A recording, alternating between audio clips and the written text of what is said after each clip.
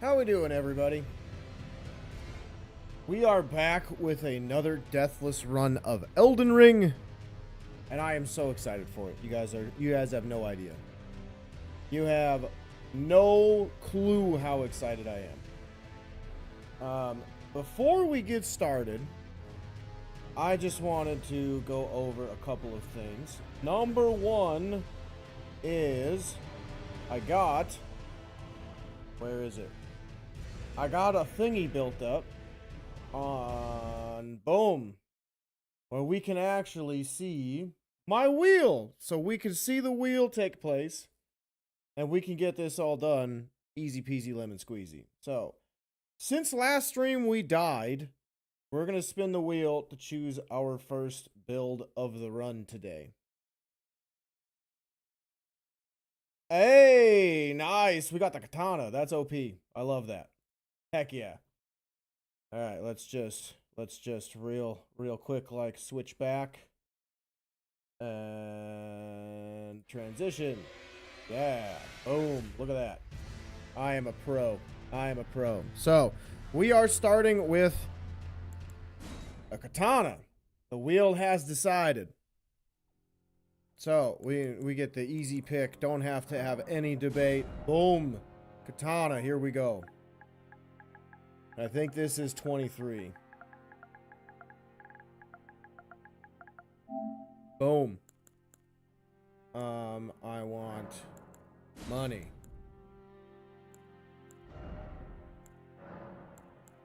Boom. Yes. Let the long hair don't care. Let it flow. Alright. We're in it, baby. Already. We're in it. So, one small rule change that we did kind of discover and talk about the last stream, if you weren't there, or if this is your first one we're talking about, is the fallen lead. We don't start the run until I get the weapon, because otherwise it's going to be like the exact same thing all the time. You know what I mean? Like if I wanted a whip, for example, no weapon class starting weapon class has a whip in the beginning. So, obviously, I'd have to get the one in Weeping Peninsula. If I died anywhere along the way on my run to that specific weapon, obviously, the run does not start, because I just have to start over from where I am now and go all the way there. So, that's the only slight rule change. Otherwise, all the rules are still the same. Any of death whatsoever, I have to start over. But again, for the sake of time, we're just going to skip that or omit that rule. I don't have to fight... Or I don't have to fight this boss because it's a guaranteed death either way. So the deathless run really ends there technically. But every other boss from here on out, I do have to fight if their health bar pops up on screen. So I don't have to clear out every dungeon. I don't have to clear out anything else like that by now. I mean, you should know. If you've seen this one, this is the 11th stream. You should know the rest of the rules. They're pretty straightforward, pretty self-explanatory. If I die, I start over. And I don't want to start over anymore. I want to actually win. So, let's see what we do. I think we run 2 Uchi Katanas. And we just do a very, very, very hot and heavy bleed build. We might even get a Nagakiba from Yura. Because since we're running 2 katanas, I think Moog, Lord of Blood, is going to be pretty simple to beat. Because by that point, I will probably have Rivers of Blood, and he will die exceptionally fast. Because we're probably going to get Lords of Blood Exaltation, probably going to get the, what's it called? It's the Millicent's Prosthesis, which raises dexterity, and a couple other, I think like dexterity, and it's like consecutive attacks too. I don't remember. But we will get a couple of good talismans as well, and then of course, obviously, we are going to we're gonna obviously use what's it called? I'm blanking. Shard of Alexander. Boom. That's what it is. So, we got our run relatively mapped out already. No hit first boss, man. Best to ever do it. I am the best to ever do it. 100% best to ever do it. I definitely am. You can't disagree. Can't argue.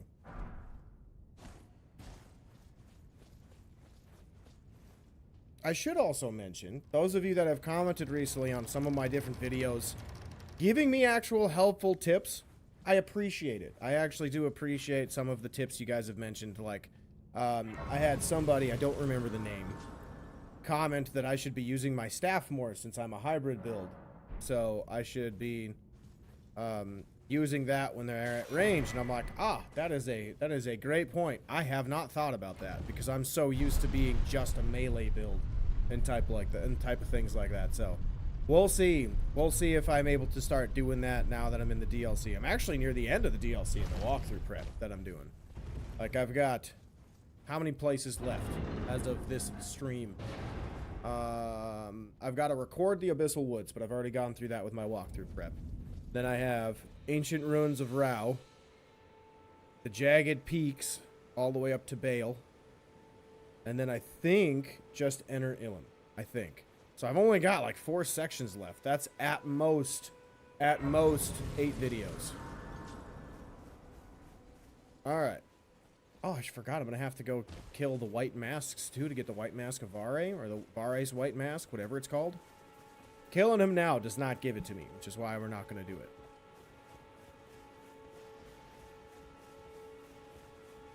God, it's been a while since I've actually played this game for a challenge. It's been a week, to be exact. And speaking of different challenges, and I've also had a couple questions from people in stream or on different YouTube videos, when am I playing other games aside from Elden Ring? Well, if you look at my channel, I am streaming Night Rain tomorrow. We are going to try to do a little different plan. We're going to go a walkthrough prep, or I should say an actual walkthrough of Night Rain on a live stream. So we're going to do a full 100% playthrough. I'm going to go for every trophies. Obviously, I am not going to be good enough to do it in one stream, so it's going to be a series. But we're going to do it live. We're going to do it live. See what happens. That way, you guys can get everything right away. It'll have, obviously, no editing from me. And then I'll also record that live stream, and I'll make an edited version of the series as well. So it'll be similar to what the live stream is, but it'll be edited down to the important parts or how to get specific trophies and things like that. I might also do a different video just explaining how the platinum run works, or getting a platinum in Night Rain works compared to other games. Because Night Rain, I think, is one of the games that's a little different than other From Software titles, where since it's a roguelike, it's the trophies, the platinum run can be done in technically like 8 runs, like 8 playthroughs, and you're done. 8 rounds. Because one of the trophies is beating all of the bosses, or beating a boss, a Night Lord, with with each class, right? So there's 8 bosses, 8 character classes. You just have to beat one of the Night Lords with each character. That's probably the hardest trophy to get. The other one is you have to get like rare equipment in every weapon slot. So it's like, I think at least 3 purple or gold. So like your epic and legendary weapons, or whatever they're called. So yeah, that's like the only other one that's kind of tough to get. Otherwise, they're all pretty much like, some of them are luck based. Like you have to have different world events which you unlock after every boss you defeat or Night Lord you defeat. So yeah, it's pretty cool. I'm actually excited to play that game on stream. I think Night Rain is steadily moving up the ranks for me personally as what the best, or like what are the, like my most favorite From Software games are. Which, if you don't know, as of right now, I'd say number 1 for me is Bloodborne still. That will probably always be number 1 for me. That was the first From Software game that I officially beat. Because I had tried Dark Souls 3 at that point. I had tried Dark Souls 1, but I didn't beat them. Because I didn't care enough to try to beat them. You have yet to play Night Rain? Good to see you, Frankie. Night Rain is what we are going to be doing tomorrow, dude. So feel free to hang out. That one's going to be tomorrow at 7 p.m. Central Standard Time. We're trying something new. See if I can get the same number of viewers at a different time, because with my summer hours changing, it might be nice to actually do it in the evening, so I might do more evening streams than morning streams, but we'll see. We'll see. But Night Rain is definitely a game that's moving up my list for not necessarily the best From Software game, but like the most enjoyable. Because I love Bloodborne. Bloodborne's definitely my number one, without a doubt in my mind. But Night Rain, with how fast it is, how replayable it is, even if it's like it's very limited in terms of how different each run can feel. Like the fact that that technically beating a game is only 45 minutes. It's so much fun. You'll hang out for sure. Just ain't into fast-paced games. Hey, that's fair. That's fair. Bloodborne's your number one too? Awesome. I like it. I'm glad to hear it. Alright, so let's go, since we have the flail. Do I need 18 or 16? I don't remember. 18. 18 decks. Okay. Let's go to the other catacombs, and we'll get my other Uchigatana. And then we will head towards Caelid. I gotta remember which way's the Deathrite Bird, because I don't want to run into that thing. I think it's straight ahead.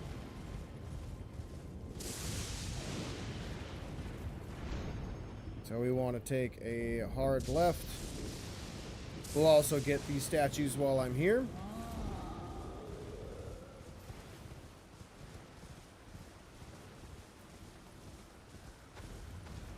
Come on. Come on, friend. Ow. That's not fair. You can't have two friends.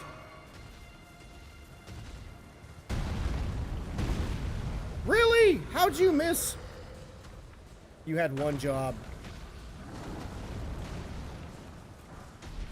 Beauty.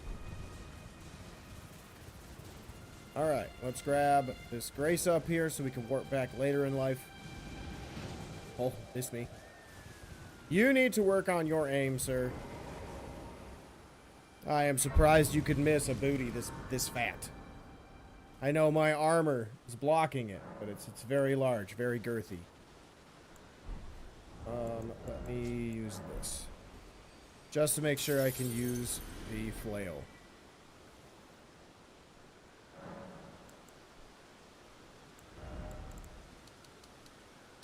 Nice. 18, and then we'll do 13 health. Alright, here we go.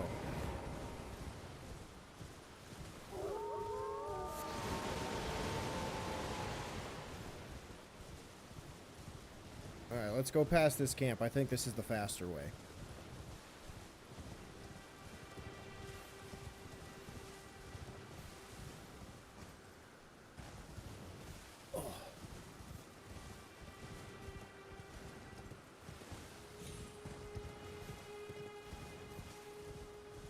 And here we are. Excellent. I didn't want to talk to you. Come on now. There we go.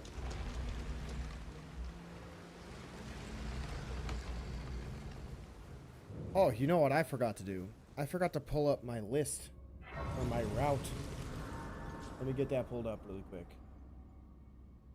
so I could see what I need to do, because I have the brain power the size of an ant. Actually, it might not even be that big. There are times where I'm just absolutely stupid, so there we go. Alright, let's go get my other Uchi.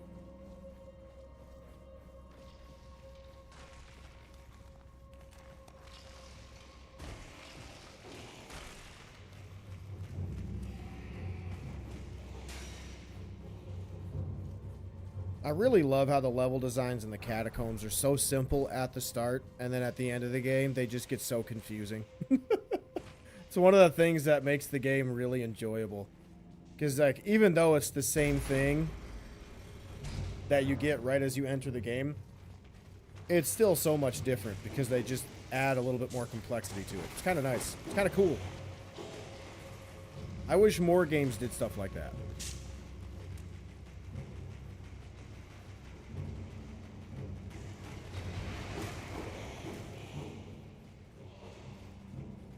especially in the DLC, they are a maze. Oh god, exactly. That's a good point. I talked a little bit about my walkthrough prep, but I have finished the Abyssal Woods in my walkthrough prep, which means I had to go through the third and final catacombs. That catacombs, I was probably in for a good 45 minutes just making sure I got everything I could. Because some of those ones are just so thick and girthy. And like the twists and turns, you're just like, what and where the hell am I? And then with it being dark, it makes it even more confusing. Alright, well that was simple. And then after I completed it, I found out I didn't complete one of the other catacombs, and I missed some stuff. And it just made me shake my head. You hated the Abyssal Woods because you can't parry those guys? It's very tough. It's a small window. Even if you're using a small shield like the buckler, it's a very tough window. But the nice thing is once you parry him, you don't need to parry him again to kill him. So even if you're not like scaled to do a lot of visceral damage or crit damage, you can still end up killing them anyway, which is nice. So that little sign that they can't die or nothing can touch them is a lie. I actually enjoyed that a lot. Because then it tells people like, hey, even if you don't know how to parry, you should try to learn how to parry, because it is helpful. And you get a nice reward for doing that too. You get their Aged One's Exaltation, so you get more damage for Madness, which is awesome and heavily needed for Madness builds. Because like before, it was basically one spell from Madness, and if you didn't buff yourself using the billion of faith spells out there, which, I mean, it's helpful, but at the same time, if you didn't buff yourself that much, you're just not doing that much damage. Like, you're gonna hurt yourself more than the boss. So it was much needed. And I like that they actually gave you another melee weapon to use as well with the perfume bottles. That is definitely something I will have to mess around with and maybe make a video out of for YouTube.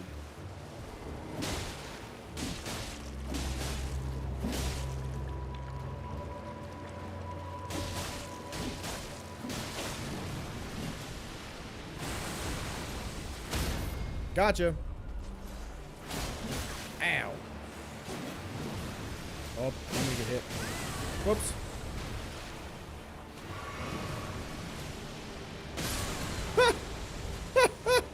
Oh, I'm a little late. Oh well. Such is life.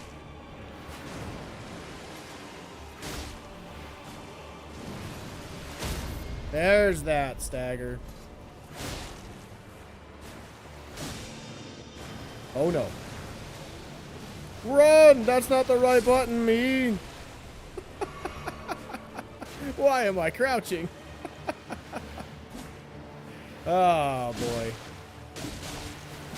There we go. Ah.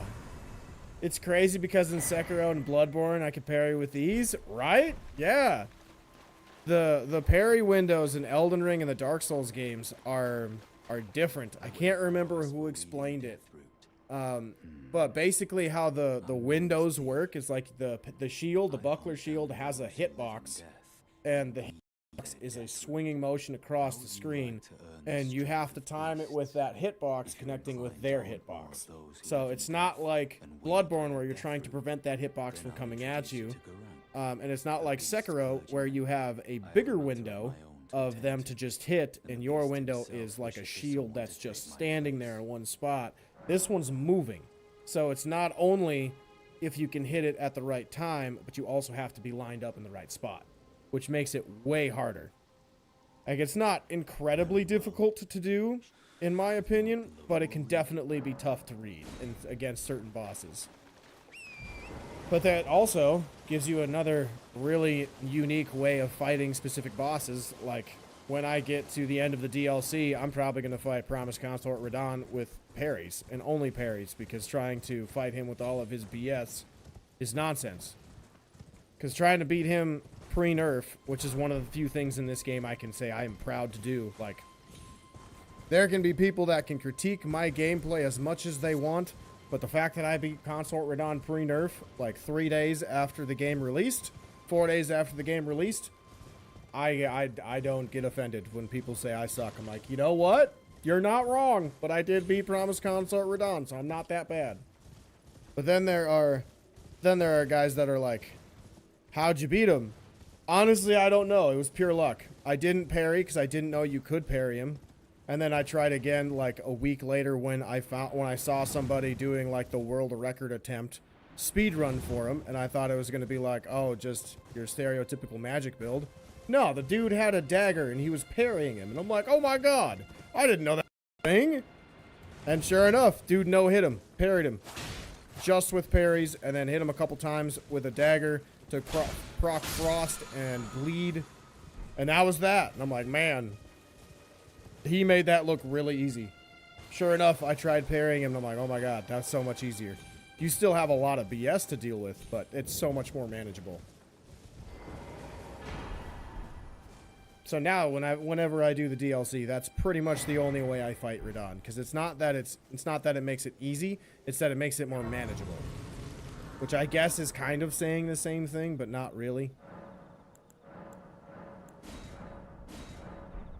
Alright, let's go get my other golden seed since I'm here, and then we'll grab the flasks and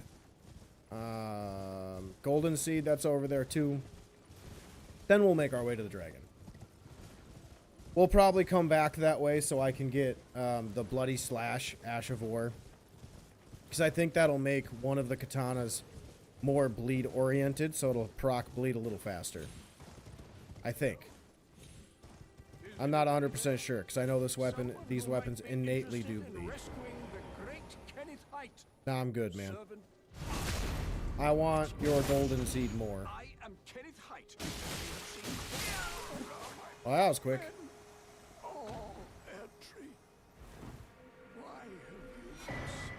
Nice.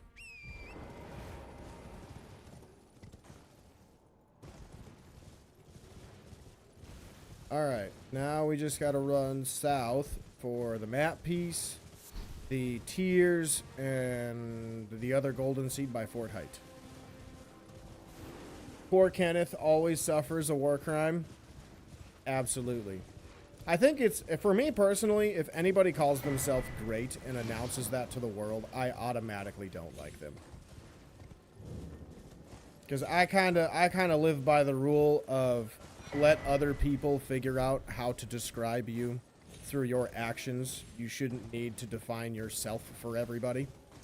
Like, you can define yourself for you. Like, if you ever meet me in the real world, not just online, I would hope people would describe me as, like, respectful, hardworking, and prideful. Like, I am proud of everything that I've done in my life. Like, I've worked really damn hard, and I want people to know, like, there's a reason I act the way I act, but I'm not at the point where, like, I'm not humble about it.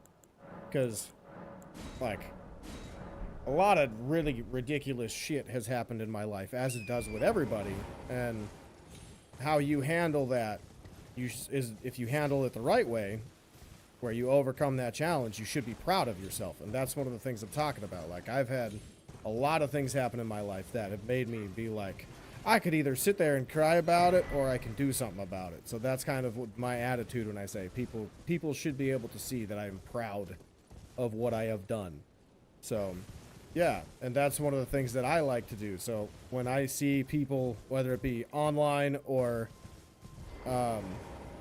actually in person, and they're like, oh yeah, I'm the best, I'm amazing, I'm perfect, I'm wonderful, you suck, like all that crap, or they're dragging specific people in the dirt, like, I hate that. That bothers me so much. It's like, you need to learn humility. Humility is very important. It's a very important skill for you, specifically. What else do I need to do? Dragon. Let's go to the dragon. So I got my physics, sacred tier, tiered by the Erd tree. That can get highlighted. Boom. I got those 2 golden seeds. I got my weapon. Did not do Limgrave tunnels yet. Gotta go to the dragon. Okay. Here we go, baby. Here we go.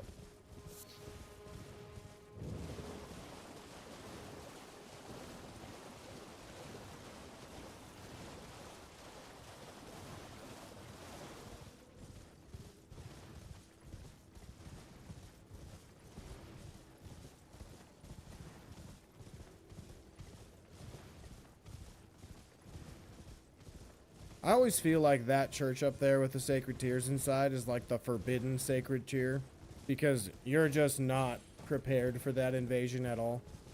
And with the Deathless run, that's like, it seems to me that it'd be an instant death scenario, because I'd probably be 2 hit and I'm dead. Not worth the headache. At least not yet. Like, I'd want my weapon to probably be at like +4 before I try to do that. Maybe. Maybe higher. Maybe like +6. Alright, dragon, here we go.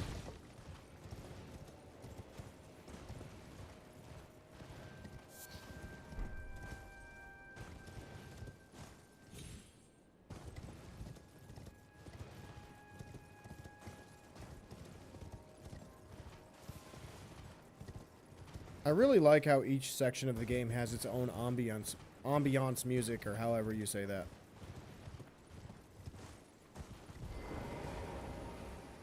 Like, everything in this game is so well thought out. It's redonkulous.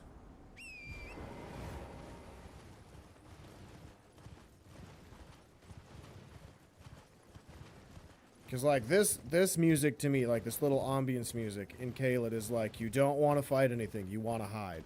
And that's kind of the cool part about it, because everything is so gross and twisted here. So it just makes you feel like you should be hiding, which is, I think, is a really good detail in the music. Where in, like, Limgrave, it's, like, peaceful. Go out and explore. Find what you can. It's really cool how when you go to Caelid, the game's like, you don't want to be here. You want to hide. You want to hide.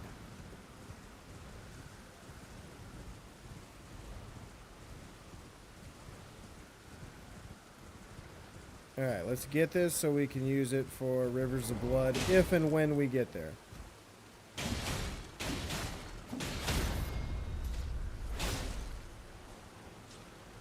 Whoops. Whoops. I do this in Night Rain all the time too, whenever I see a scarab. Just completely whiff, and then I run up and whiff again, and then I run up and whiff again. That's so frustrating. Fall to your death! Do it! Do it! Or don't. Okay. Alright, we got the 8. Now we gotta go below for the 9. Also should get the map. That way I don't have to just stare at a blank piece. Or a blank chunk of the screen.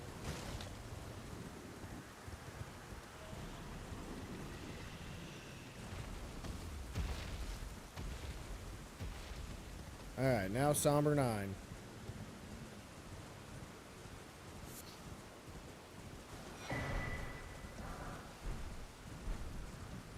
You know what would be cool one day is if I get good enough at this game, or I am confident in my abilities to kill Radon and Moog drastically underleveled, so I could do a DLC weapon for the run. But that'd be really tough.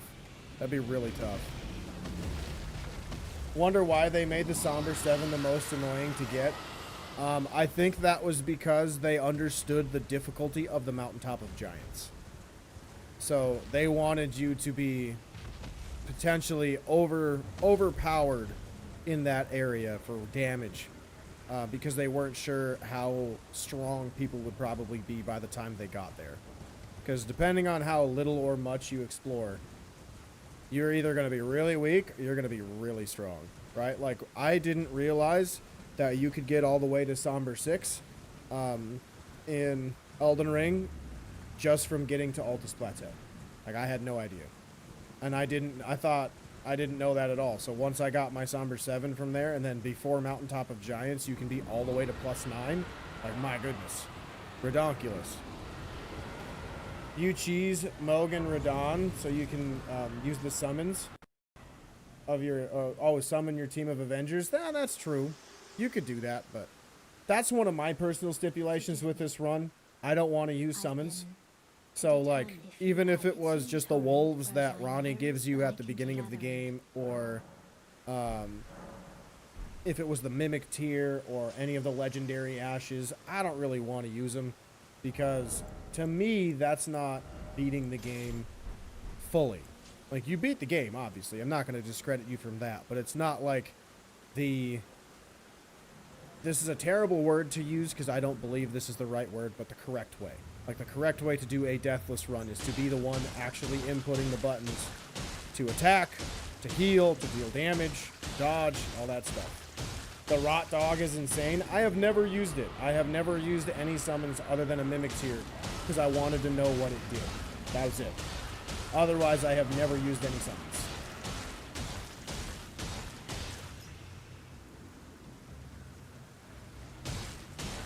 And that's just because I'm a Souls veteran who's like, I will do everything on my own because I don't want help. Unless I'm doing quests to get specific items. Like, that's the thing that I was actually kind of bummed out in my walkthrough and walkthrough prep of Shadow Keep, is if you want to get the Horn Sense armor and weapons, and if you wanted to get Ansbach's weapons and armor set, you should be helping both of them to get it. You can't just like play through the game and eventually find it. Oh well. You try so many times not to use pots, but it's just a memory action. You mean like cracked pots or what?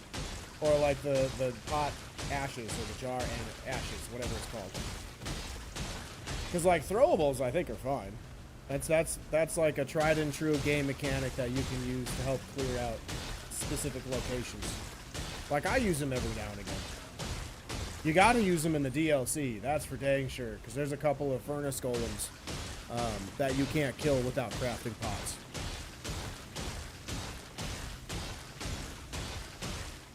And I think that's what the one I'm gonna record today or tomorrow. I think that's the one that I'm gonna be in. That's the final furnace golem that we gotta do. Oh, the volcanic pots? Okay. Yeah, those are pretty useful. They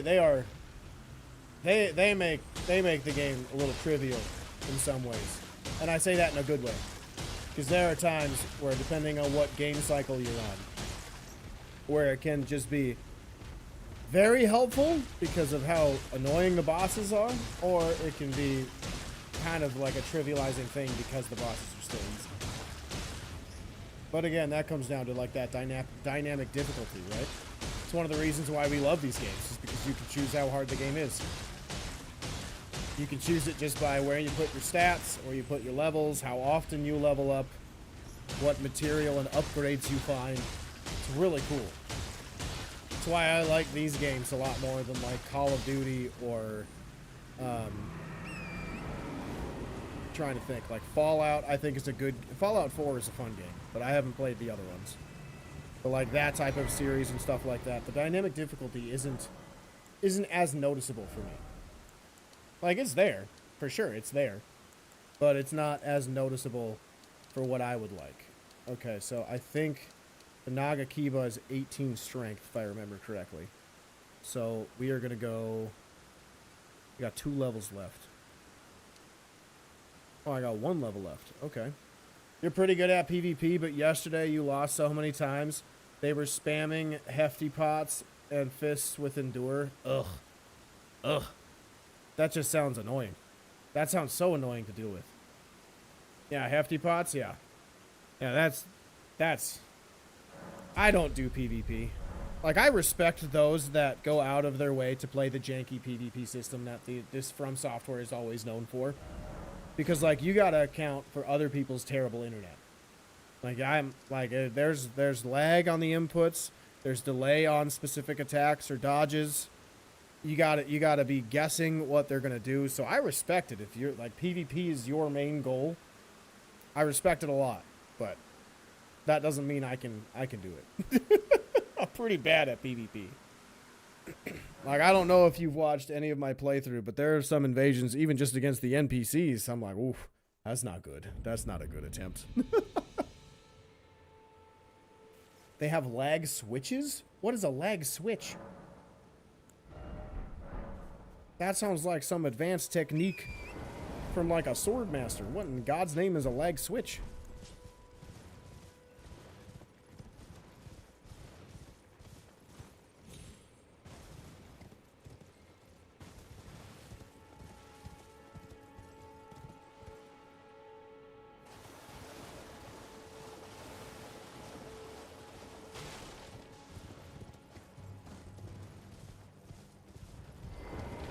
Ooh, I should be going for the Nagakiba. Well, we'll get the Grace, and then we'll come back up.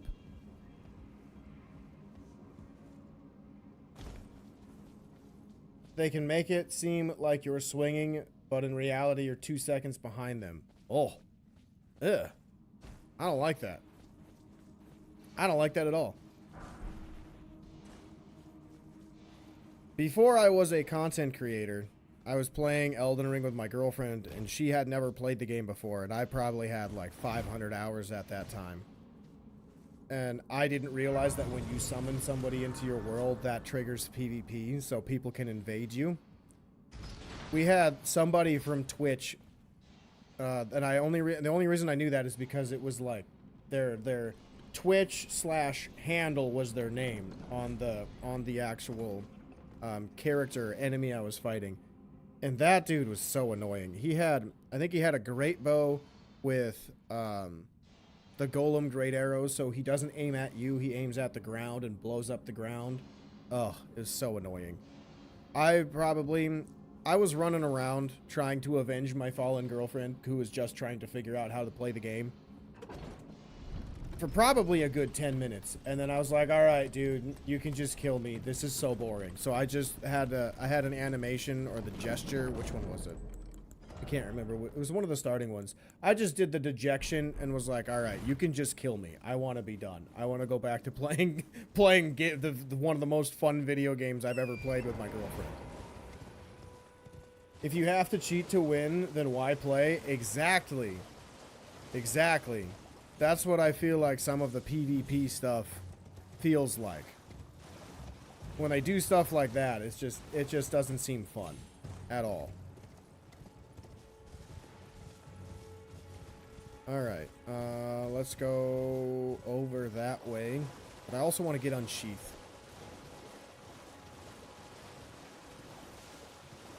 I want to get Unsheath so I can use that on one of my Uchikatanas.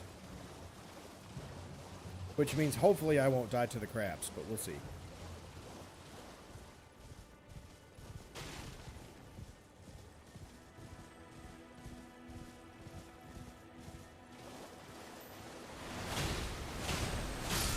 Run! There we go. That worked way faster than it normally does for me. Wow. Proud of myself. You saw like 3 of my plays. The last one I think was Saturday. You did Sekiro. Yep, that was a couple weeks ago. Sekiro was a lot of fun. I feel like that game is so deserving of a sequel, it hurts. I want a sequel for that more than I want a remake or a remaster of Bloodborne. Because that game had so much potential to be like its own Dark Souls trilogy, where you get 3 games in that universe with that type of combat system. Oh, I miss Sekiro. And that game was so controversial when it came out too. It was like most From Software games. It was breaking discs. Like there were a lot of gamers that were taking the game out of the console on stream, on camera, and snapping it, and then posting about it on social media saying, this game sucks, it's unplayable, all that stuff. And the Souls vets were like, hey, you just gotta get good. It's the greatest comeback ever for all of us vets out there playing that game for the first time. Oh, so good. You must be the new Tarnished. You do well to steer clear of. Now that you mention it, Sekiro's a short game. Yeah, you can beat it. I beat it in like 5 hours between the 2 streams. Not even 5 hours. I think my personal best is around 4. And that's without any glitches, trying to get all of the mini bosses, all the prayer beads. gourd seeds, and then you're finally your bosses. So yeah, it's very, very short. And you can beat it even faster with Shura ending. Because you just have to fight up to Guardian Ape and Corrupted Monk, and then you can get the Shura ending next time you make it up to the tower where Owl is. Alright, let's get my Nagakiba. It's better that I finish you here.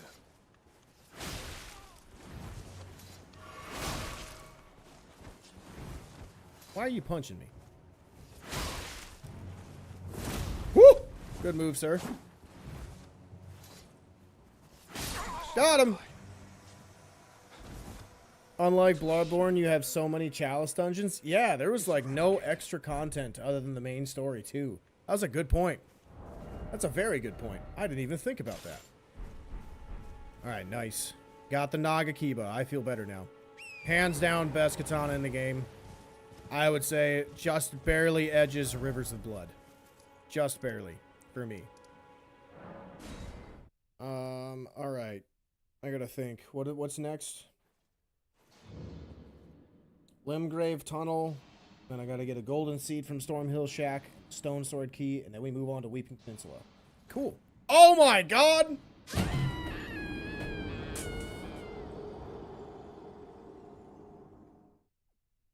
Why did I do that? Why did I do that? Oh my god, what's wrong with me? I just got... what's wrong with me?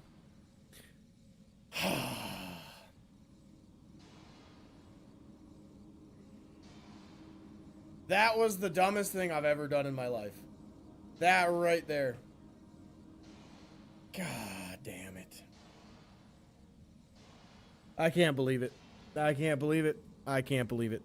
I can't believe it. I can't believe it. Can't believe it. Can't believe it. Tried to run. Tried to run. Let go of the button. Hand slipped off the controller and I fell. Wow. Wow. All right then. Wow.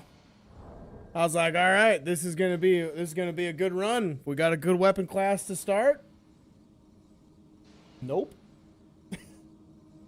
God dang it. That sucks. Ah, dang it. All right. So we gotta do that, and then we gotta do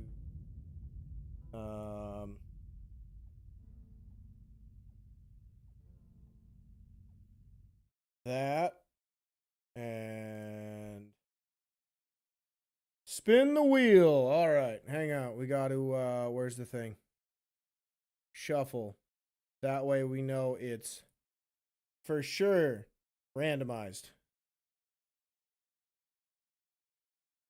All right, fists it is. Fists it is. God, that sucks. I'm so mad. I'm so mad at myself. I'm so mad. Cannot believe I did that. Ah, cannot believe I did that. All night sorceries are good with NPCs. They never see it. Oh, that's cool. I didn't know that. Earlier, you kept going over jumping and dying on the easiest spot. Yeah, where at?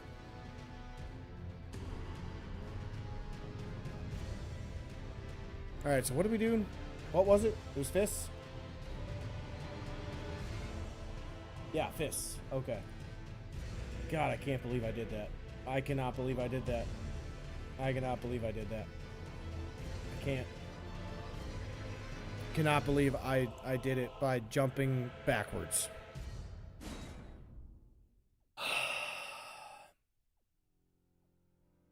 Alright, so with this, I kind of want to try the Iron Ball. Fort Faroth, where the boluses are? Oh, gotcha. Okay, I know where that's at. Yeah, that's fair. It happens. We all get kind of dumb sometimes, especially me. Let's see. I gotta think.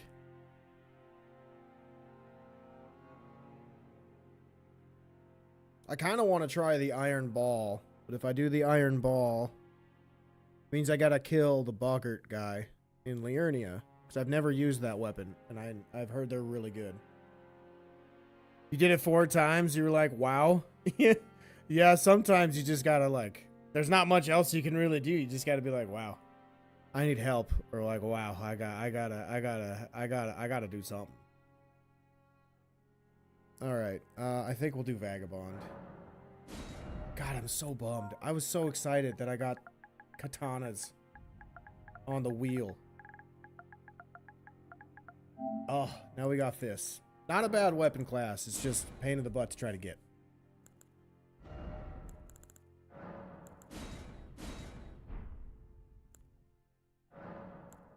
All right, here we go.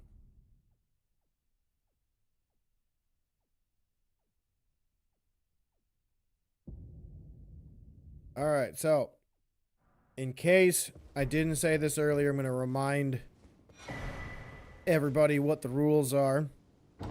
So, the run does not officially start until I get my weapon. That is the first and only thing I can do.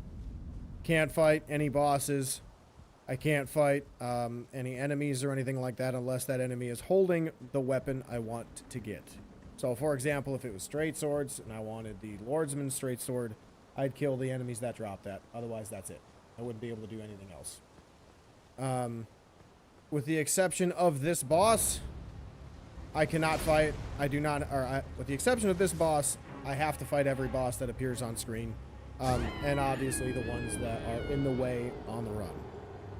Because otherwise I'm just doing the same thing again, and it's kind of a waste of everybody's time.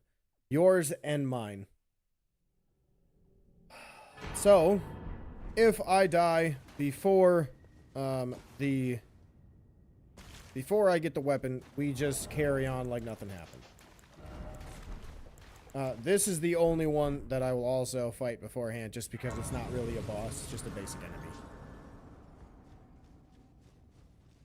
But then after this, we're going to grab the flail, probably kill a couple enemies to level up, or just use that ruin, and then go get my weapon. God, that's a bummer. Iron balls with endure, definitely OP.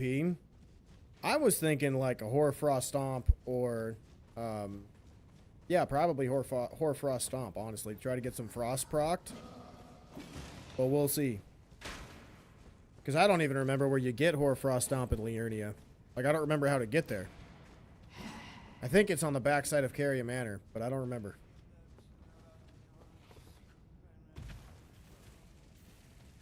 Cragblade? I forgot about Cragblade. I think Caelid is one of the few areas that I don't know that well. I know Limgrave really well, Weeping Peninsula really well. Liurnia, pretty good. Altus Plateau, really well, because it's my favorite area. But Caelid? Probably not. I don't think I know where anything is there, really. Unless the very obvious stuff, like Moonvale. Or the legendary talisman, Radagon Scar Seal. Or Sore Seal, whichever one's the better one. But other than that, I don't think I know where everything is. And the Greatsword. The Greatsword's in that one cart.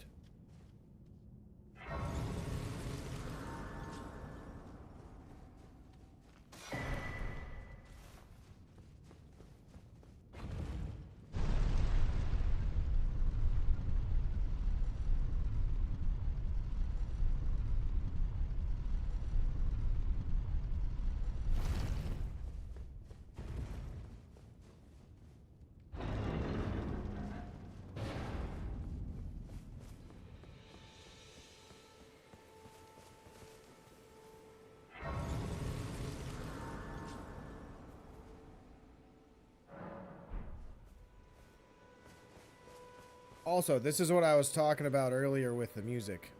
Like, right when you walk out, you get a couple of different horns that are, like, higher pitched, trying to be like, go out and explore. And then when you get to Caelid, you get more, like, strings that are building tension. It's kind of cool. It's behind Caria Manor. Cragblade is? Huh. Or is it Hoarfrost Stomp? Hoarfrost Stomp I thought was behind. Drop by an invisible tear scarab, founding, roaming the shallow body of water. Yeah. That's where Hoarfrost is. It's coming back to me now. Thank you for that. I appreciate that, Frankie.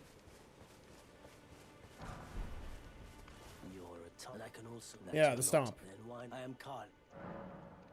I also think it'd be cool to make a build one day with that's focused around storms.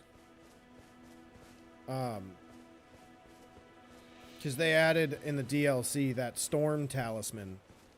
And then I think either an Ash of War or a spell or something like that that's dealing with storms from the Dancing Lion Remembrance.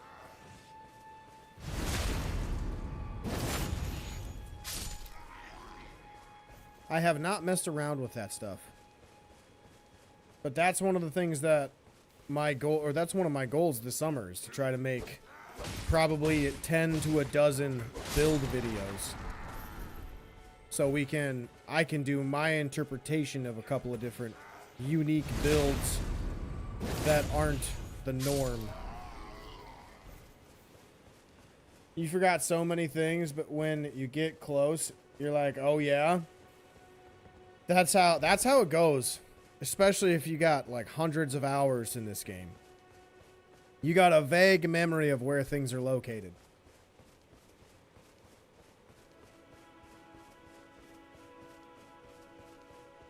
And if you're like me, where there's some stuff you haven't used yet and you want to. So you're like, I gotta remember where this one thing is that I haven't used, but I'll use it eventually. You know what I mean? Like that's how my brain works sometimes.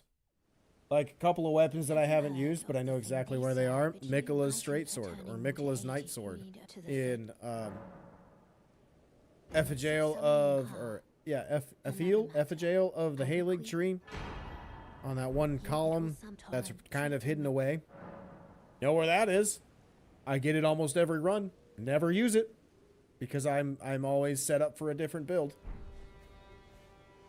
Fog Rift Catacombs, you can never remember where to go. That's fair. That one's a confusing one. So for my walkthrough prep, I don't look up guides unless I absolutely have to. And that one I did not look up a guide. I just ran around that thing for probably an hour trying to figure out where to go.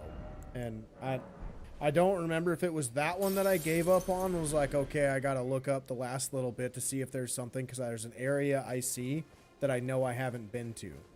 But other than that, I haven't looked up like anything for the DLC. I've either gone off of memory or things that I've done in the past that I knew for a fact, like it's non-argumentative or whatever. Like certain quest lines and things like that. That kind of is one of those things that it's not. I know it's technically based off of memory, but that's not what I would say based off memory. Finding items is like based off of memory, not, oh, I know what exactly is going to happen in Ansbach's quest or something like that. So generally, I don't look up where to go. I might look up where a specific item is, or if I see some place that I haven't gone yet, I'll try to look up how to get there. But that's after I do everything in my power to try to find it. Like, there's a video where I felt and looked like an absolute idiot. And I admitted it like a dozen times. Because I was like, how do I get over there? There's just a ledge, and I don't see a way to get there. And then I took 3 steps forward, and I saw a clear path to get there. And I'm like, I am so dumb. I'm so dumb. I didn't even try. I didn't even really try to go get that way, or to go that way. Because, like, I found the spot where you would come out, but you can't go that way to get there. You have to go through it in a different spot. And I'm like, I'm so dumb. I can't believe I'm that dumb. And that was on video. So, like, I tried for probably a good 45 minutes to figure out where to go, gave up, and moved on with my life. And then when the video came, I realized I never looked up how to get there. So I was like, well, I might just need to start looking it up. Next thing I know, I completely figured it out, and I'm like, wow, I'm so dumb. I did that a lot when I was making my walkthrough prep for Elden Ring. Like, there were a lot of things that I I did not know where to go to get until I just began exploring, and I'm like, wow, it really wasn't that difficult. It really wasn't. It was pretty straightforward.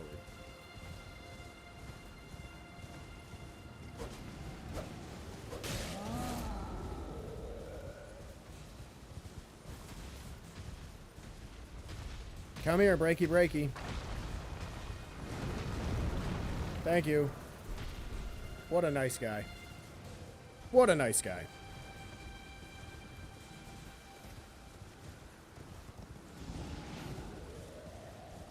Alright, let's rest here.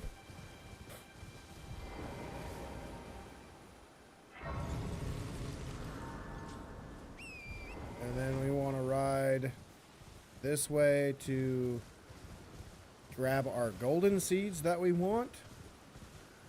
And a couple smithing stones, I think, are over here too, right?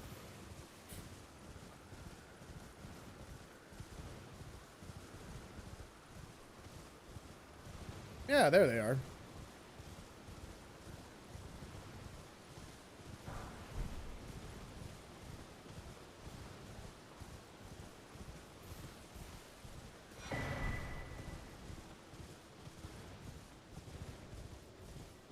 And then we need the golden seeds.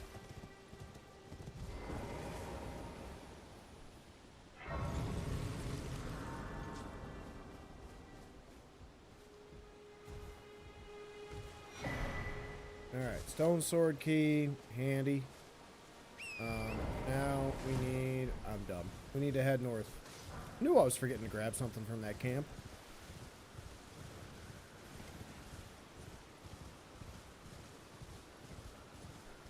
I didn't go the right way. I gotta go down. How we going, Fabio?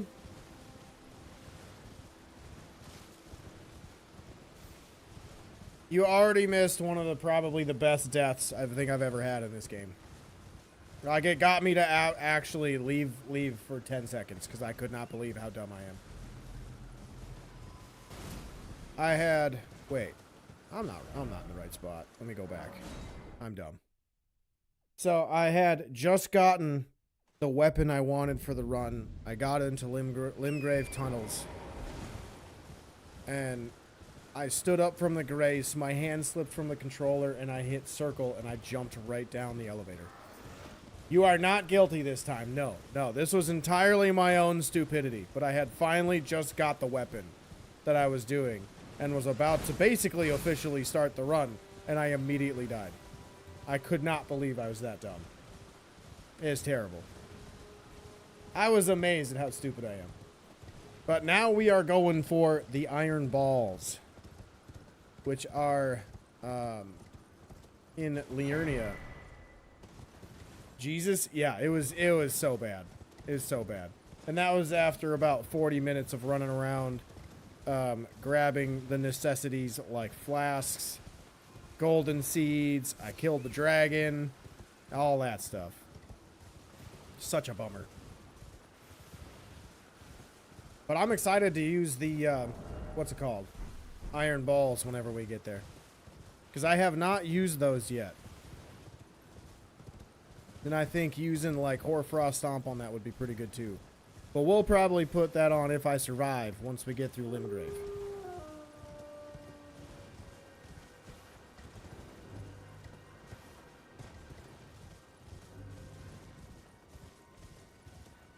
Alright. Let's use that one ruin we got to level up so we can use the flail.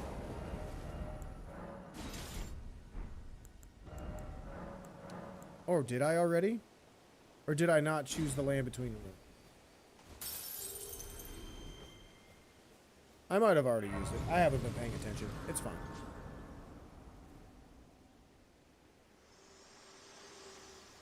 Happened to you on Outlast? Run insanity. One life. No checkpoint. End game. Your pads turn off. Ghost caught you. Game over. That's a bummer, dude. That's a bummer. That kind of reminded me of Shovel Knight. I don't know if you've ever played that game before, but that's like a 2D platformer. So in Shovel Knight, you have checkpoints that are like torches in a glass ball that are on a big pole or whatever, kind of like a street light. If you break that, you go back to your previous one. So if you clear a level without doing it, and then you die in the next level, you go back to the very beginning of your like level from where you start. So there are runs on Shovel Knight where once you get to a checkpoint, you have to automatically break it so you can beat the game without resting at a checkpoint. It's really cool. I am not good at platformers at all, as you've clearly seen today. Your boy don't know how to platform. I can't jump worth a dang. There's no shot I can do that. So, watching those types of runs are really crazy because like the technical skill that some people have with 2D platformers is just wild. And that game's a game I love. Hey, no worries, Frankie. You had a call? Life happens, man. I'm just glad you're still here. It's good to see a friendly face. You're unsurprised, no matter. Why don't? Oh, but don't. I can use this, right? Nope. Did I not level up yet? I'm so dumb. Yeah, I didn't level up. I'm so dumb. My goodness. What is wrong with me? Talking too much. Not paying attention. Alright, oh, I'm one level off. I need 1200. Okay, I think if I kill a couple of these dudes up here, that'll probably work.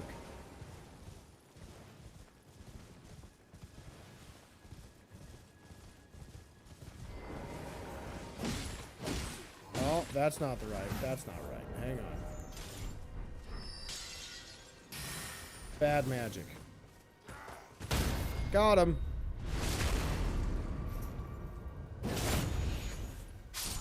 That's not a lot. Ow. You hit so hard.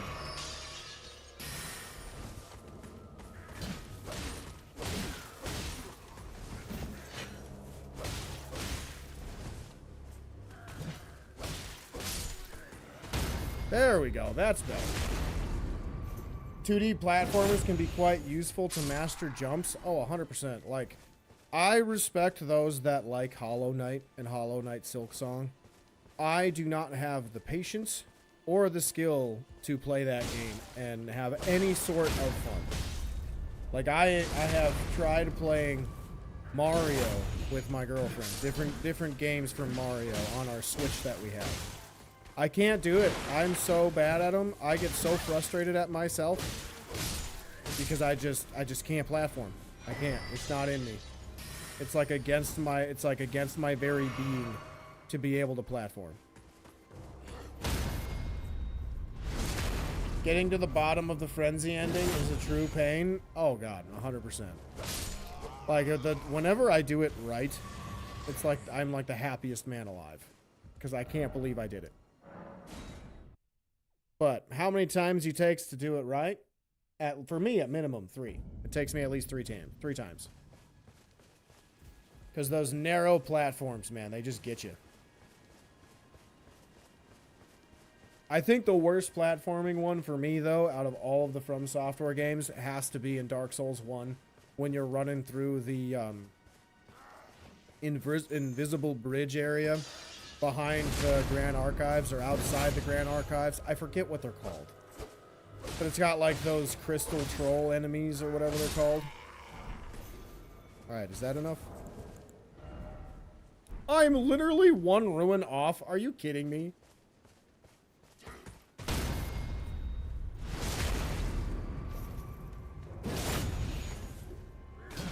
No, bad MVP.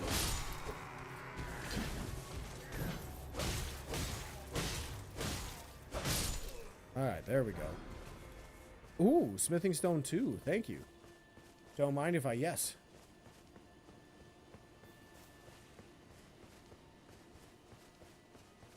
Alright, now we should be able to level up so we can use the flail. And then we can go try to mess with the Bogger dude, whatever his name is.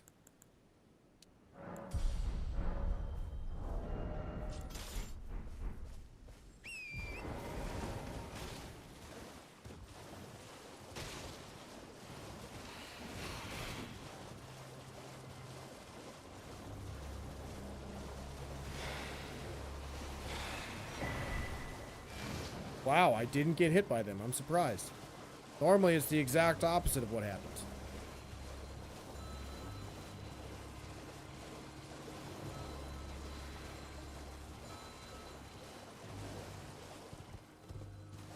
You don't remember exactly in Dark Souls 3, but there are some enemies that are so hard to kill, you have to drop on them to kill.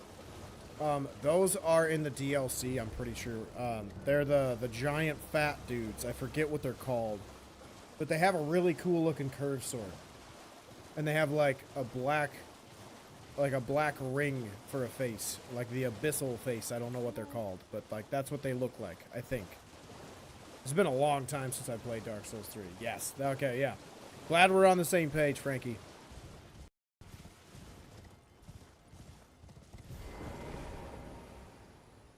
You like the yeah, like the Omen swords. Exactly right. That's a very good comparison. Mm-hmm. All right. Where is he at again? Oh, straight ahead. Duh. Duh. I don't know how I couldn't see that. I also like that he has a grace right next to his house, so if I die, I immediately get to die again, because he'll be right there. And he'll be mad at me.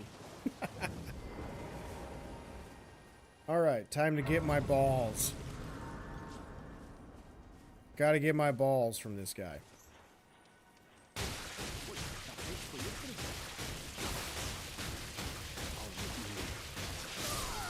Woo! What a tough fight, man. Tough fight. That's tougher than the dragon. Why ain't it me? Why ain't it ever? Ooh, I get his mask? That's cool. I didn't know that. That's sick. Ooh, you get the Boggart or Broggarts. Oh god, that's gonna trigger the dyslexia right there. That R, that first R, and the second R. Broggarts? Braggarts? Broggarts? I don't know. That's gonna kill me. I'm dying inside. Let's see what that helmet is. It's not a big issue, but yesterday you accidentally killed Bach. It was funny though. How'd you kill him? Because he's a dude I accidentally kill from time to time anyway. I kind of like that. That's that. I got a little bit of a Stormtrooper vibe from that headset. Broggart's Roar is a good buff. Yeah. I forget what exactly it does, but I've used it in Elden Ring. Declare your presence with a bestial roar, raises attack power, defense, and stamina recovery. Wow, that's a really good buff. What the heck? Oh, you killed him in the cave? Yeah, I may or may not have done that same thing. Alright, we want to go back here. Because I want that map piece.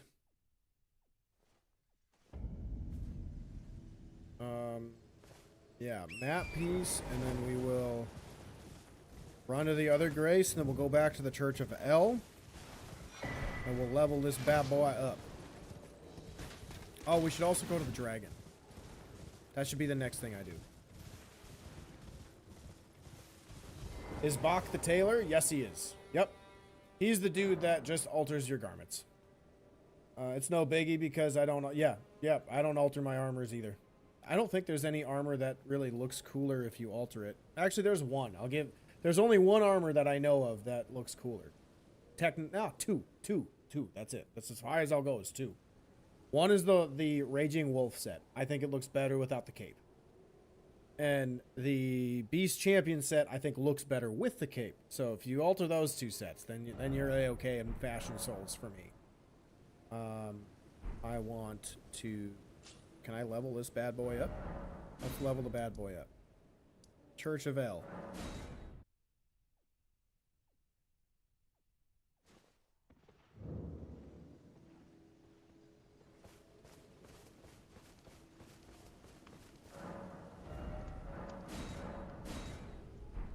Okay, I need 3 more. That'll work. Now we should go to the dragon. Bernal's, it'll have a cape. A cool blue cape. Yep. That's the armor I'm talking about.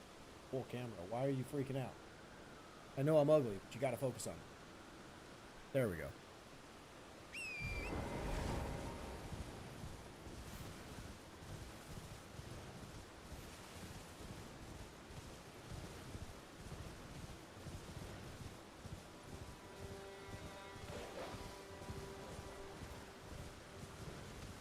isn't there a few armor sets that get different stats? Like, stat bonuses when you alter your garb? And I don't mean like just like lowering your defense or raising your defense. I mean like isn't there a couple sets that like change how incantations or a type of damage is like that you deal? So I think that one armor set you get from the sorcerer in the round table hold that invades you, I think it's like Mad Tongue Aldrich or something like that. I think that one, that armor set boosts blood spells, blood sorceries, something like that, or thorn sorceries. So when you take the cape off, it loses that boost. I think I read that when I killed that dude and was reading through his armor set for lore purposes. I think it was his. If not, it might be the Sanguine Noble set.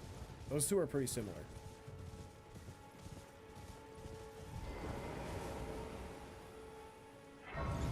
The Royal Remains? I don't think it's that one. It has like the big red gems on the cape. Because like when you alter it, the red gems go away. Because you get the claw thing. I don't know, maybe. That's an armor set I don't use very much, so I wouldn't know. I like my mid armors, or my mid and heavy armors, compared to a lighter armor set like that. Bonk. Bonk. I'm so mad.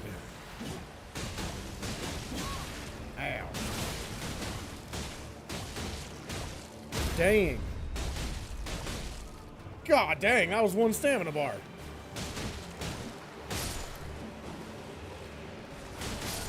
Oh my god.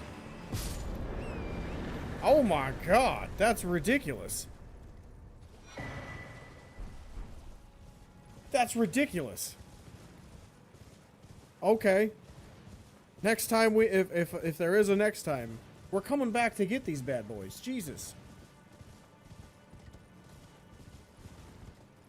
That's probably the fastest I've ever killed that boss. Is that the one you get through the capital? Or get in the round table through the capital? Straight if you enter the main entrance? No, it'll be in the round table hold if you jump down off that balcony. I'll show you. I'll warp in and I'll show you. I won't go down and fight him because I'll probably die. Because he loves to spam different magic and crap, but I'll show you. I think I know which sorcerer you're talking about. No, that dude, that's the Raging Wolf set. I'm talking about the other one. Yeah, the Taunter's Tongue, that one. That one. That's why I was saying Mad Tongue. I don't know if it is Mad Tongue, but yeah.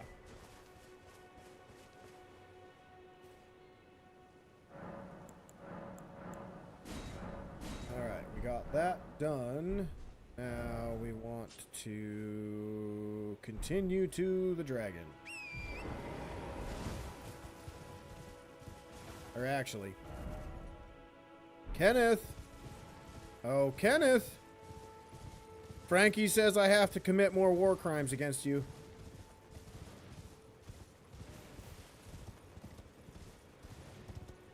At level 1, no upgrades. He's tough. I always have tough time with that dude. I'm terrible at fighting magic boys.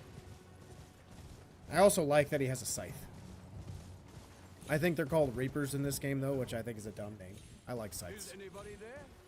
Someone who might be interested in rescuing the great Kenneth Height, servant to the True Order and celebrating past. What's tarnished? I am Kenneth Height, and I have seen quite enough.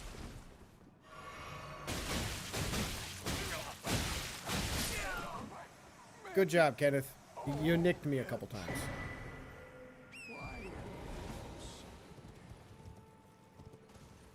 I gotta mix in some big punches instead of just some taps. I gotta learn how to use these things. He's quick with that knife, yeah. That's one of the benefits of daggers. Is like even if they don't hit really hard, they can apply status really quick for hefty damage because of how fast they strike. It's kind of like these things. So I want to see what this thing could do with some frost. Like maybe when we get to Liurnia and I eventually get into, what's it called? The Academy of Raya Lucaria, I can get that cold glintstone and go from there. Ooh, I wonder if the axe talisman would be good with this character.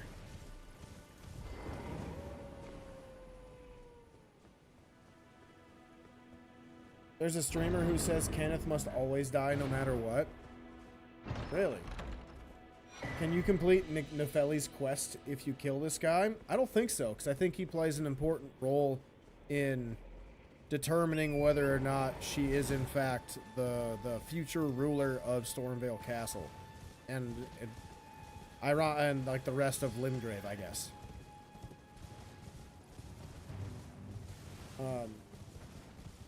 Why does he say Kenneth must always die? Is he kind of like the same guy as me? Like the golden seed's just important? Or is it for like lore purposes? Or what? Because I'm curious.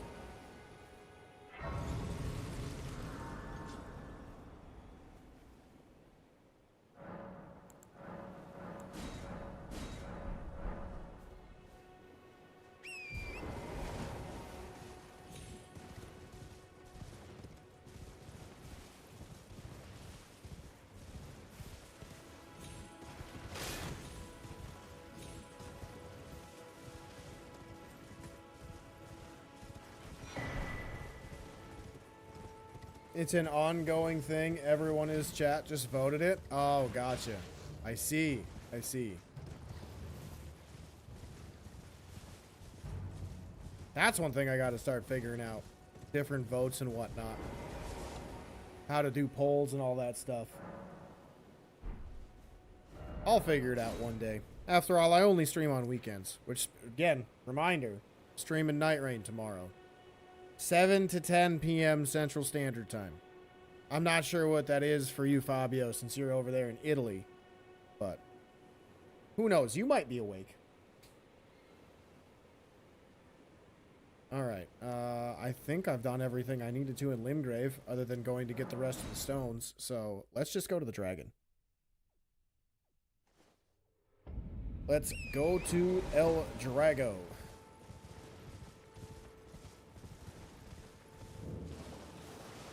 In Italy, the WWE is there. Oh, really? That's cool. I haven't watched WWE in so long. I think I tried it a couple weeks ago. I watched the first Divas match, and it was so boring. And the announcers were so, like, honestly, it was a very boring match, and it was a very boring announcing, too. So I was like, well, I'm just going to fall asleep here real quick, because this is a snooze fest. And then there's so many wrestlers that I don't know anymore because a lot of the guys that I watched growing up retired. I think Randy Orton is the only one left. Like, he's the only guy.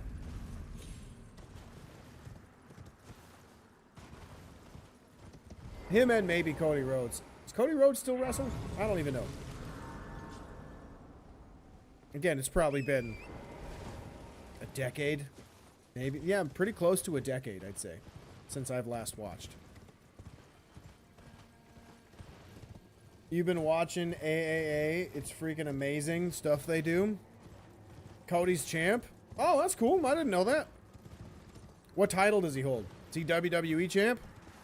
Or is he like Intercontinental Heavyweight Champion, something like that?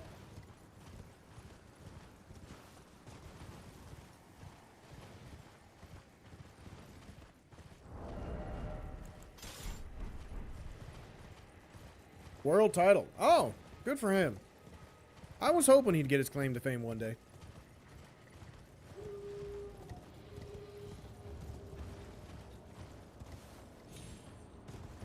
In order to watch the other guys, Big Boss, Ultimate Warrior, Andre the Giant, and Jake the Snake, etc., etc. Hey, I respect a lot of those old wrestling matches. They were a lot of fun to watch. I watch them every now and again on YouTube. Just to bring up, like, how the past was compared to what, in my opinion, the present was. Is cool. Is cool. And then the future wave hit, and I'm like, what are these youngins doing? These guys have some of the weirdest style points. Like, there's one dude that like the crowd was going wild for. I think it was Jay Uso. I'm not a fan of his style.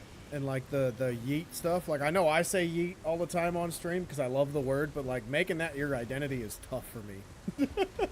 Like it is a tough decision, and I'm not saying that as a compliment. I'm saying that as like why are you trying to use that as your shtick? But oh well. I mean, all the good ones were taken because, you know, Ultimate Warrior, like you mentioned, The Undertaker, The Viper, Randy Orton, all those cool ones were taken. Same with the game. So, yeah. When they revealed the magic, it sort of killed it. Yeah. Yeah, a little bit. I suppose there's a lot of different organizations that do a lot of different interviews with wrestlers, and they talk about behind-the-scenes stuff. So if you go out and seek that stuff, it definitely kills it. I think that's kind of one of the things that happened to me too.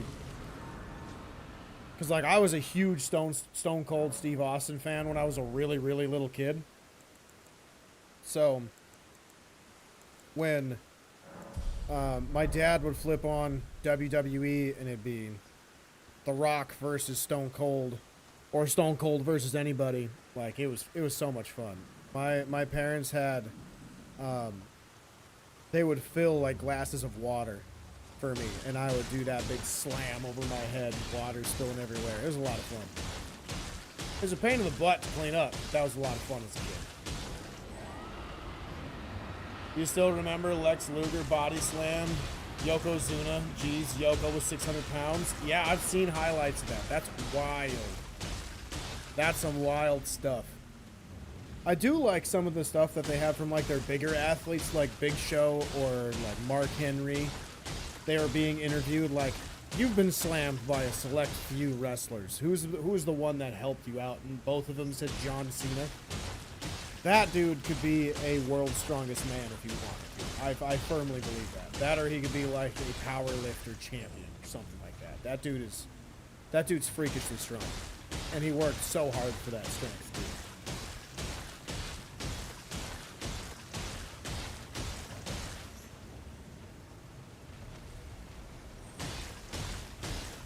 Didn't a lot of people get upset at how John Cena went out? I remember seeing some stuff about it, but I didn't look too hard into it. And, didn't he lose his final match, which everybody was mad about?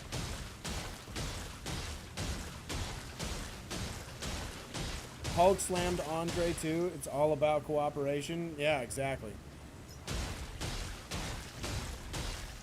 Because lifting somebody that heavy over your head, even like half that size over your head, is very dangerous for you, the lifter. Speaking as a dude who used to be that strong, where I was back squatting like 400 pounds and deadlifting well into the 400s, almost 500 pounds. One little slip up from something like that, where it's below your waist with a deadlift, can absolutely mess up your back to where you might need surgery or you might just be screwed, and that's just your life now, is constant back pain.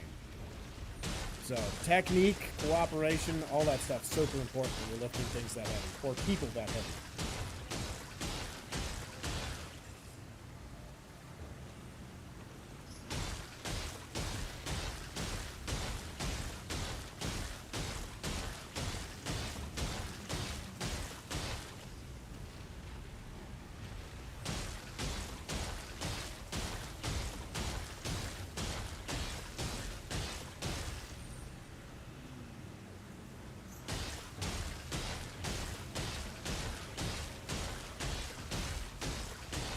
Almost there. There it is. Good. Good, good, good. Alright, let's put my balls back on. So it's a strength weapon, huh? Alright, cool. Then that makes leveling this thing up easy. So we will throw... How many levels? 16. Okay, we're going to go this up to 25. Go 15. Actually, I think 13's enough.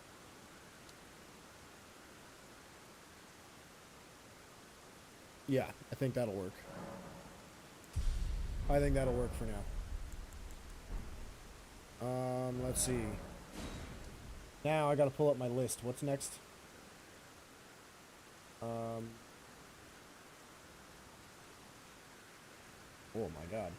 Apparently when I threw my controller earlier, at how stupid I am, I messed up my notes a little bit. Let me fix it. Alright, we got the weapon. Did we do Stormhill Shack? Yes, we did. Stormhill Shack, Kenneth Height. We did not do Ford Height yet, but I don't need to do Ford Height. We did Tears and Physic. Did the Tears by the tree, which means I gotta include those.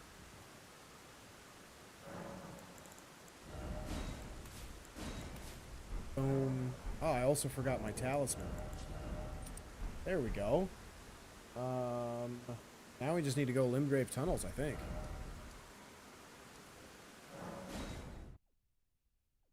That's where you mess up. Not good with where to put stats in the beginning. Yeah. I mean, it's just... The nice thing about this game is you get how many larval tiers a playthrough. Like, in just the base game, I think you get 11 larval tiers. So if you mess up, it's not that big of a deal. Because you could probably just get all of the stones you wanted and immediately go to Liurnia and enter the academy and kill the easiest demigod. And then get your builds crafted from there. So it's not too late in the game. Like, it's not after... It's not like it's in Mountaintop of Giants. You know what I mean? Like, you don't beat more than like a fourth of the game before you can start changing your builds around and making that build be yours. So, yeah. Which I kind of like. I like that a lot, actually. Because that gives people like me who get bored when I'm playing for like my own purposes and just for fun, not doing challenge runs or anything like that, gives us a chance to test out new weapons, try new things, and just have fun with it. And if you're not having fun with it, you can change it up. It's kind of cool.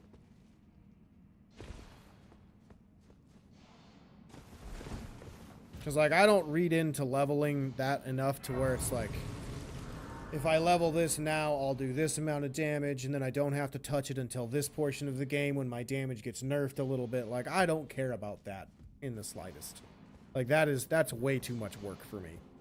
That's when, to me, video games become a job instead of a hobby. You know what I mean? Like, hobbies and games are supposed to be something you enjoy doing, not something that feels like work. Oh, wow.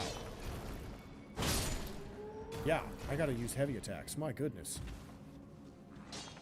What am I doing? Just throwing jabs. I gotta hit him with the double pump. Ooh, that didn't sound good. We're gonna call it that, though. Double pump. Gotta pump it up. Gotta pump up the jams. Ow.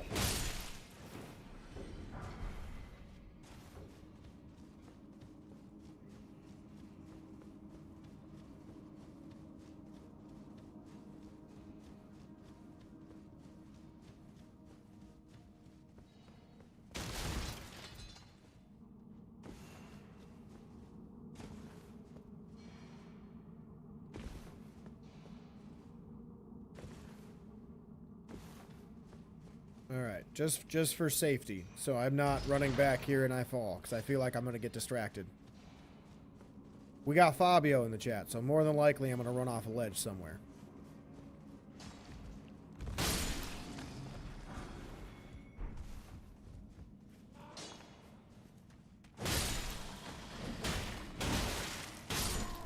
It's weird how I do so much damage, but I don't stagger him with the punches.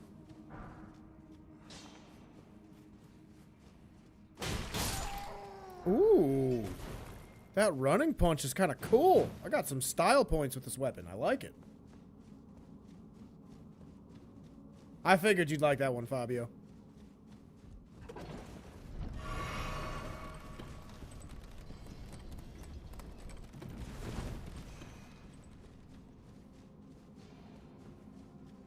And bonk.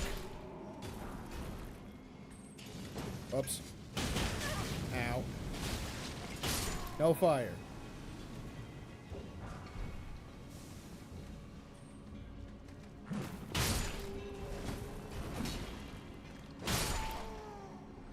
God, if I put Claw Talisman on along with Charge Talisman, ooh, this is gonna be ridiculous.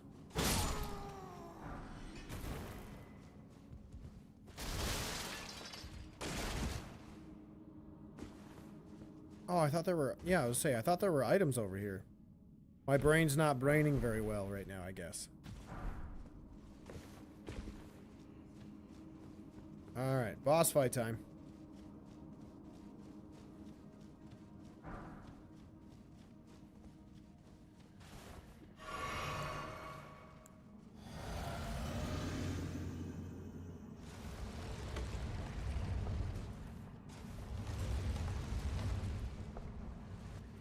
Alright, here we go.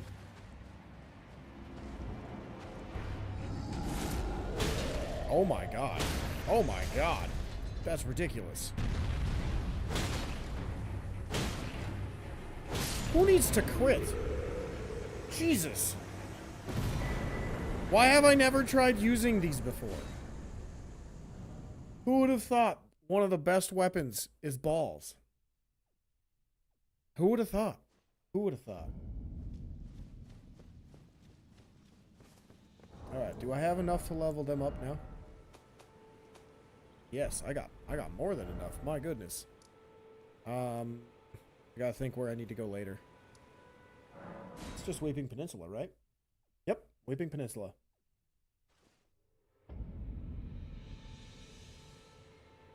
Your wife?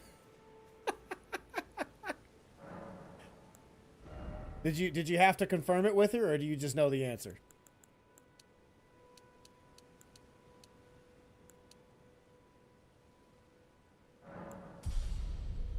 I shouldn't have done that. I should have kept it because I got to level up the weapon, and I want to go to the round table hold. Oh well, it's fine. We'll see what happens when we get there. Very well. Let my hand rest upon you for but a moment.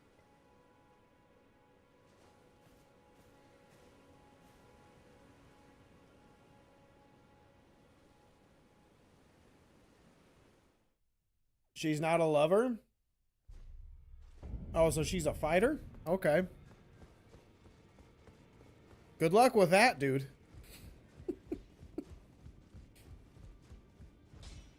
Oh, spell check? Yeah. I get you. It also doesn't help me because sometimes I'm dyslexic, so I can't tell if you spell things wrong. I shouldn't say sometimes I'm dyslexic. I am dyslexic. But sometimes I can't tell if you spell things wrong or I'm just not reading them right. So I have to, it takes me a second every now and again to read people's comments.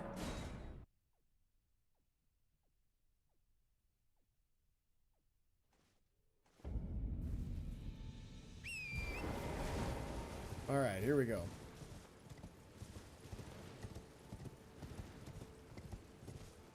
Oi! You there. Could you help us out, Cully? Weeping Peninsula. That's where we're going. I was blanking on what I was doing. I was like, I feel like I just said where we were going and I don't remember. I feel like I need to get some coffee or something. I already had coffee this morning, but I feel like I need more. Who knows? Maybe that'll only make my scatterbrainness today worse instead of better.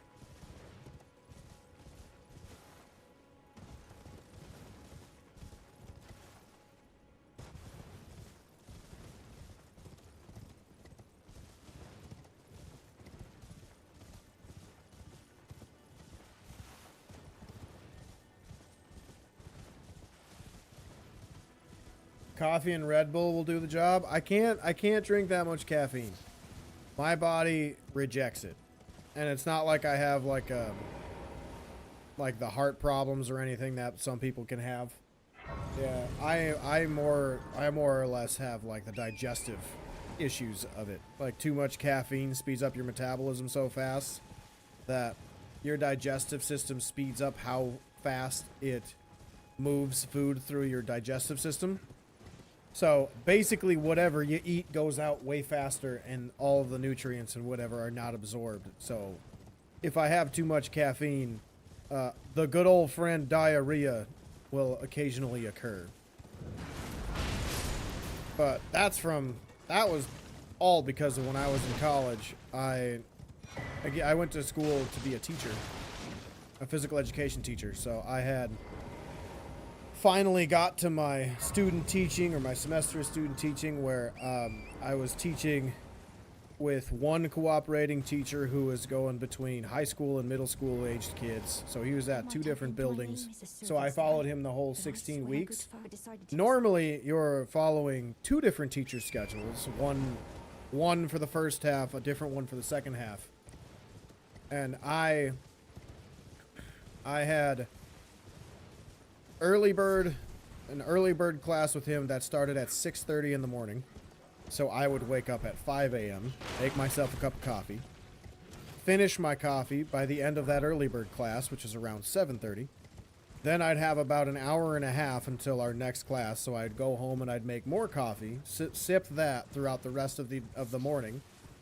I would have about like an hour off for lunch, which in turn would be when I'd go back to the dorm, grab an energy drink, like a Rain energy drink, because I was way healthier back then, and could handle that much caffeine. So I'd have that nice little 200 milligrams for the rest of the afternoon. And then, depending on the time of year, I was also a baseball player, so I played college baseball. And practices at one point of the year were 9 to midnight. And I also, because my college professor, or my college advisor, did not pay attention at all to what classes I was taking when I would go in and be like, should I be taking these classes? Like, are they going to be offered again? So he didn't pay attention to what I was taking and not taking, so I had to take 4 night classes to make sure I graduated on time. The same semester that I was doing my student teaching. So I would go to practice, be dead tired after the day I have just had, but still have to pay attention for another 3-hour class. So I would crack open another energy drink of some kind, or I would make more coffee and I'd be done. So by the end of the day, I think I would have around 1,000 to 1,200 milligrams of caffeine. So that much caffeine after a full semester of that, and then just getting used to constantly being that caffeinated, made my digestive system just hate everything with caffeine and reject it. It's awful. You suppose USA coffee doesn't have so much caffeine? It depends. Like, the coffee isn't that bad, so like I'll drink 1 or 2 cups of coffee a day. But if I have that and an energy drink, ooh, it's rough. And like certain pops, if I have too much pop that has caffeine, or sodas that have caffeine in it, that can also like trigger some digestive issues with me. Like, it was terrible. Like, not to get too personal or too graphic, but like, you know the saying of like, you're having pretty good movements if you're taking a dump like once a day. In the morning, and the worst of it, I was going at least 5 times. Like 5 times from, like, I don't know how to say it, like 5 times from when I wake up at 7 in the morning until 10 o'clock in the morning. And I didn't see a problem with it until my girlfriend was like, are you okay? You're doing that a lot. And I'm like, yeah, I'm fine. She's like, are you sure? And I'm like, yeah, I'm fine. Why? What do you mean this isn't normal? People don't take 5 poops in the morning? There's no problem with that? That's not normal? Oh, you're saying I should go to a doctor? Okay. So I did. And the doctor was like, it sounds like you're probably getting allergic to caffeine, because you're getting like a legit digestive reaction. So you probably should stop taking it. Or reduce it and see what happens. And I am a dude who has no self-control. Like, I have family members in my family history that were alcoholics. So I kind of have that gene or genetic trait in me too, where like if it's something that we like, we constantly have a lot of it. And yeah, I have that issue with caffeine.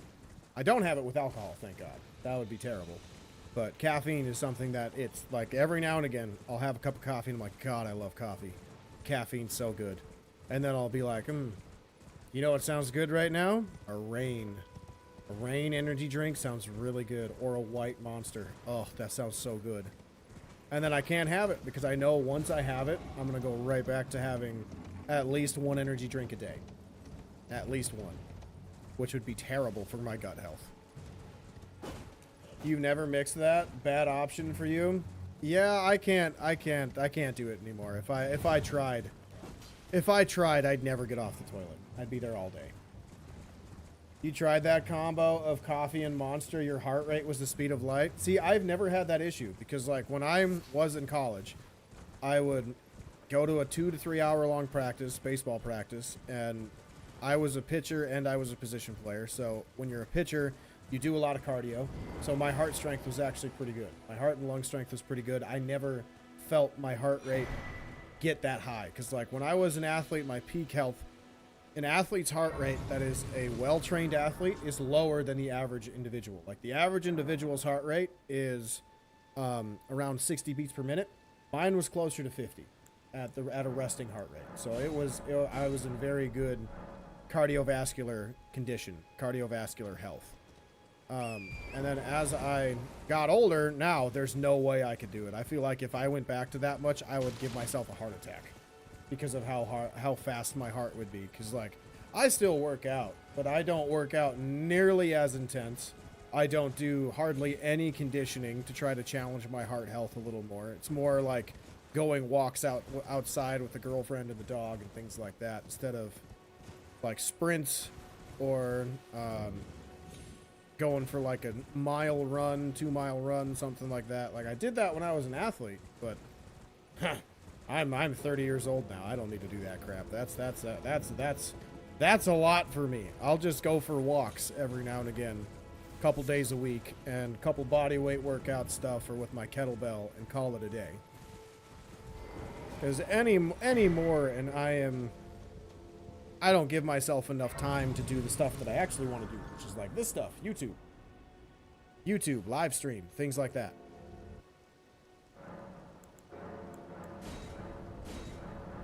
All right.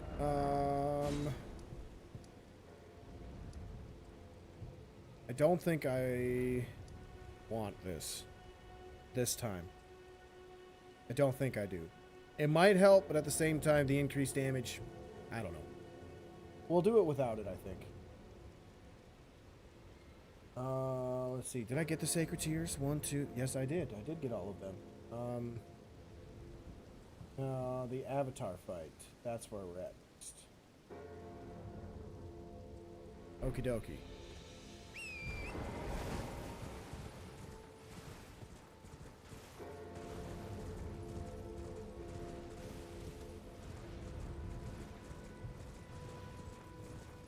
You love the Java Monster? I have never had it.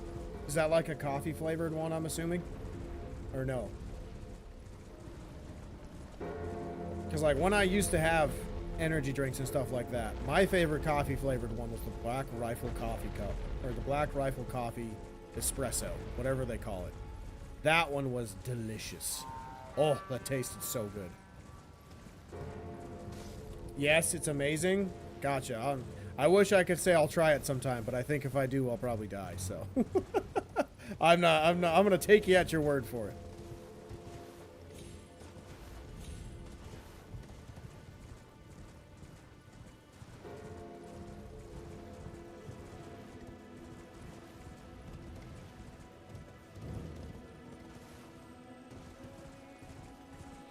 Oh, there are those Latin bats again.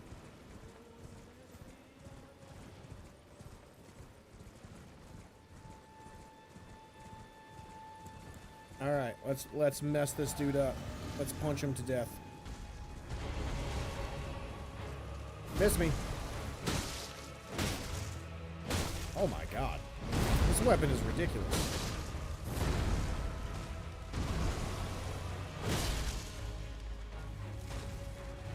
It's probably one of the fastest weapons I've gotten to half health with. Oh, and then I whip.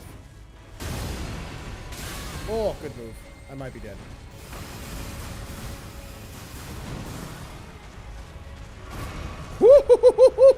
That was so close. Dude, this weapon is goated. You know, except for that. That's gonna kind of bother me.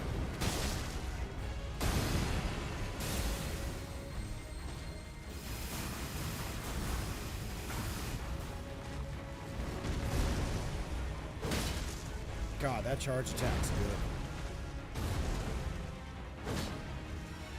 Oh, come on.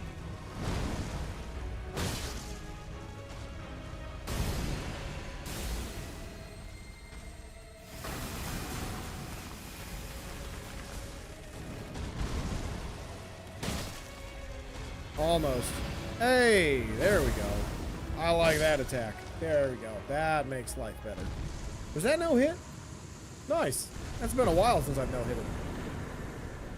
I feel like that was no hit. Alright. I don't think there's any Smithing Stone 2s in this cave. If there are, I don't remember it. So, oh well.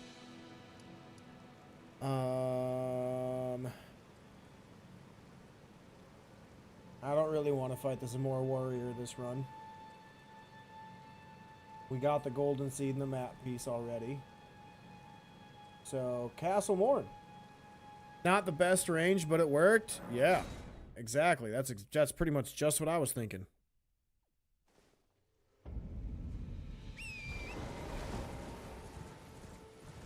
I like that this thing hits really fast. And it hits pretty hard. Like, I think this fist weapon is way better than the Kestis. So I think that's what I did on the last stream where I just kind of gave up on playing Elden Ring that day because I just knew it wasn't in the cards for me. So I switched to Night Rain.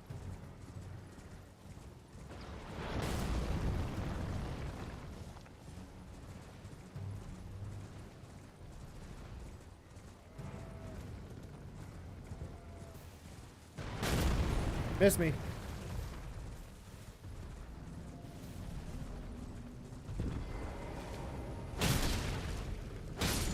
Oh my goodness. Aren't stone enemies weak to blunt? That's probably why that's doing extra damage. I didn't think about that. I mean, that's nice though, because that means like your enemies that don't stagger very often are going to stagger more often. Helpful. That is very helpful.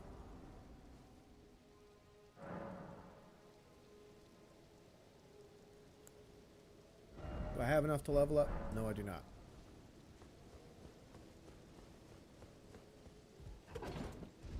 Alright. Oh, I forgot Yura's questline. That's going to be tricky. Maybe Yura will have to help me out. We'll see.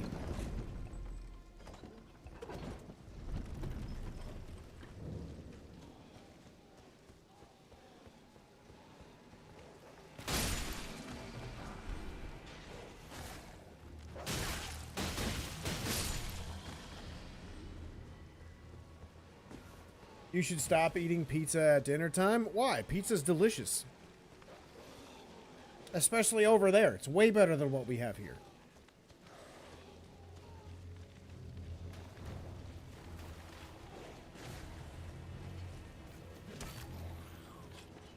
Too good, too full.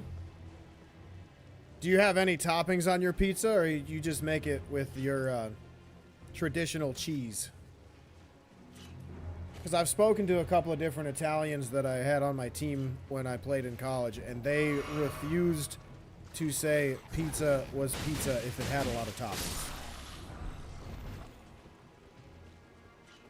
But they were true Italians, like their grandma or parents were immigrants from Italy, so they did all the traditional stuff.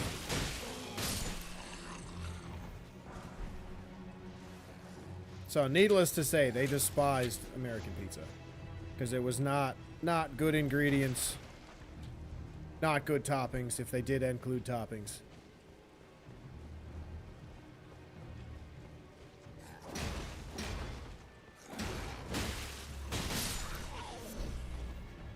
I like how fast this weapon is. Even if I die, I might start a playthrough just on my own with these weapons. This is a pretty cool weapon to use. Like, it seems way faster than the other fists I've tried too.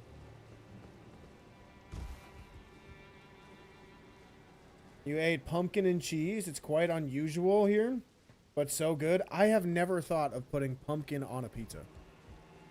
That sounds pretty good, actually. That does. Because I like pumpkin seeds. Pumpkin seeds, roasted pumpkin seeds are pretty good.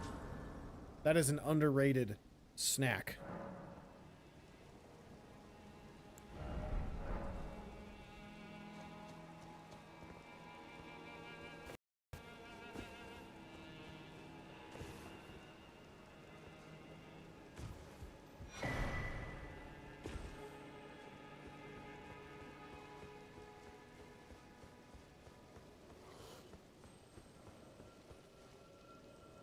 You tried USA pizza, it's not bad, just a different style.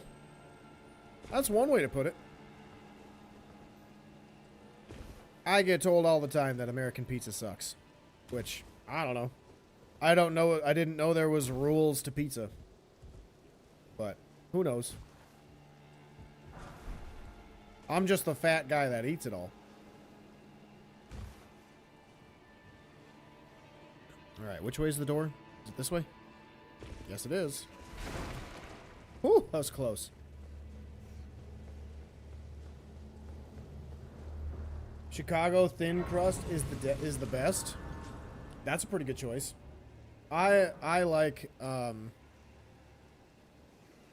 deep dish. Deep dish pizza's pretty good. That is a pretty solid and hefty pizza. Or pretty much anything with a lot of meat. But again, your stereotypical fat guy here. I love meat. Meat's delicious.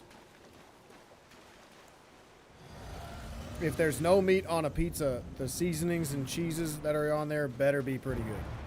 Same with the veggies. They better be pretty fresh. Otherwise, they're gonna... To me, it's just gonna be a gross texture.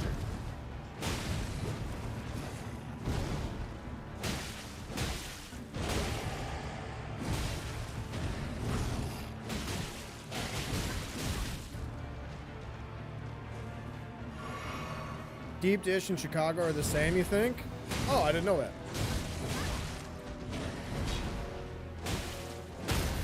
Oh, nice. Mbappe, what's up, dude? It's been a while since I've seen you. How you been, man?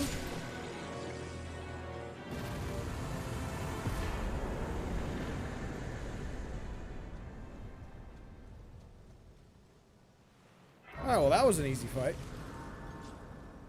I didn't even buff myself with a roar either. What's wrong with me? Alright, we got strength or vigor.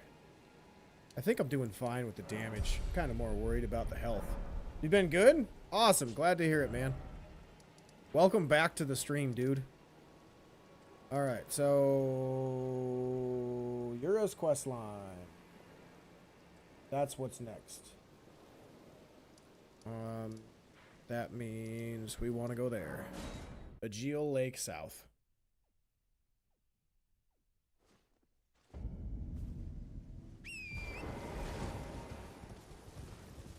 I don't think we got to talk to him to trigger it, but I like talking to him. His voice actors are really good. Pretty much every voice actor in this game is pretty good.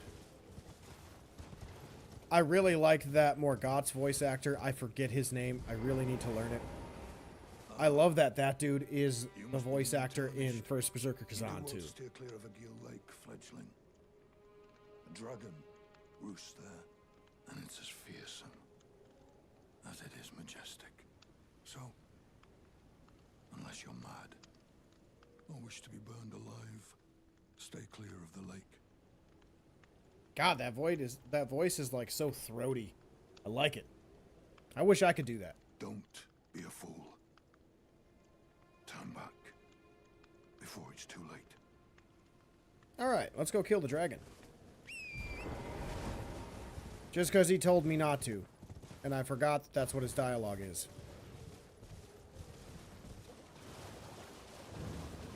See if I can no-hit this dragon too. Dragons are very easy to fight, in my opinion. Just gotta stay near their heads. Wow, a bush. Bush is strong.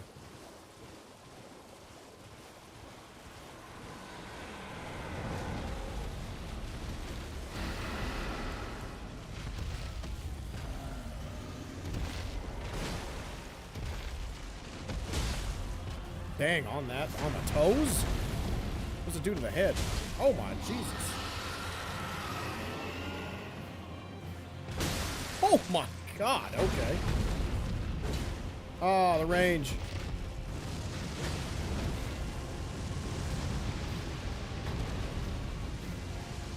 Easy enough. Like an old samurai, it fits. Exactly. Oh, I whiffed.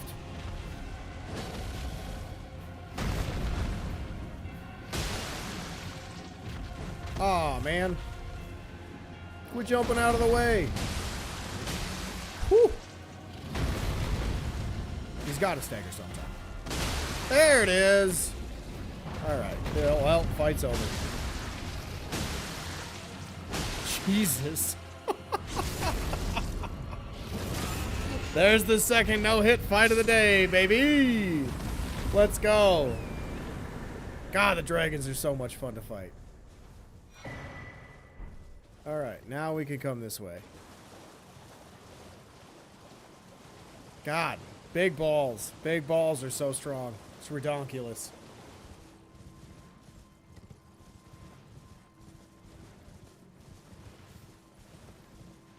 Overkill? Oh, 100%.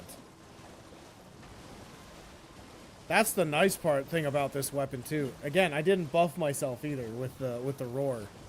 I forget about that. But like these things are just strong. So cool. Again, I've never used these either. Really cool stuff.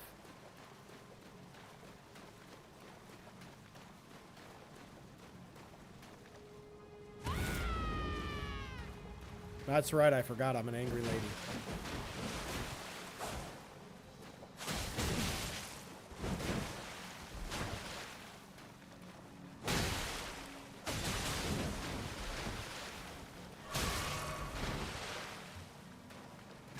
You're, ow!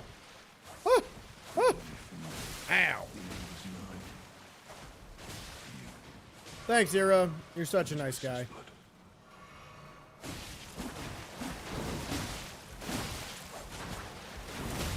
Oh, that's right. I forgot. The roar changes my animations like most roars do. Nice! We ran him down. That was cool. Excellent teamwork, Ira. Excellent teamwork. Great job. He's dead. He's dead. Chill. Chill. Talk about overkill. My goodness. Alright. Well, now we can take on Stormvale Castle. Ooh, we got an hour left of the stream. Let's go. Let's go. That's good. That's good. That means we'll be finishing in Liurnia. To have thought I am your tarnish. You stay the path. Just remember. No kinship with their ilk remains. Their madness precludes it. I like that line. The no kinship with their ilk. Oh. The writing in this game is so cool. Be on your way. Just the decision to use like Old English and then actual English language together, like, or I shouldn't say actual, current English or more of an updated, newfound English. I really like that. I really like that a lot. There are a few games and books that use that too, like where they intermix between Old English and current, new, or whatever the type of English Americans speak is. It's pretty good.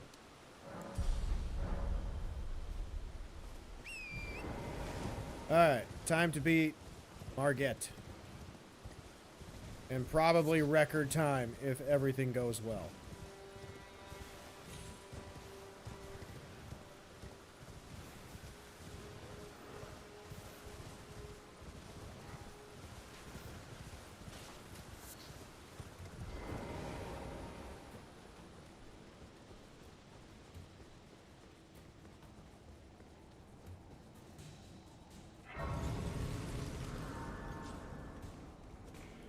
Wonder why the frenzy boluses aren't available until after the frenzy village. If I had to guess, I'd say it's probably because, like, we don't fight enemies that cast madness that actually are worth it. You know what I mean?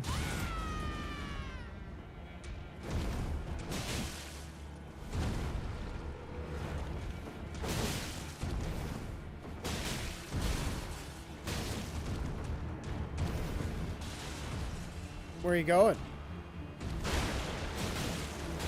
Oh, good move. I was wondering if I could get 2 off. Woo-hoo-hoo-hoo! Nice.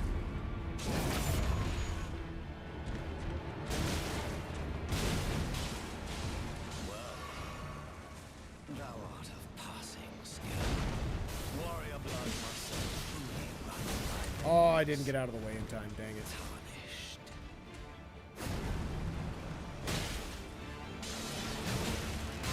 Ooh, good move. Dodged it. I'm a legend. Dodged that one too. I'm so good. God, I am on point. I am on fire. I am on fire. Somebody call the what's it called? The fire department. They gotta put out a fire here. Absolutely en fuego. It's getting steamy in here. Oh, well, never mind. I lied. I was wrong. Forget that. Scratch that. Oh, I didn't know my buff ran out. I thought I was going to get hit. Okay. Well, look at that. That was fun. In Weeping Peninsula, there are frenzy enemies. Well, yeah, but, like, there's not enough of them, you know? It's not like we are in Stormvale Castle where there's knights everywhere. Or we're in Mogwin's Palace where there's a ton of enemies that are spraying bleed all over the place. All over the place, I should say. So, yeah.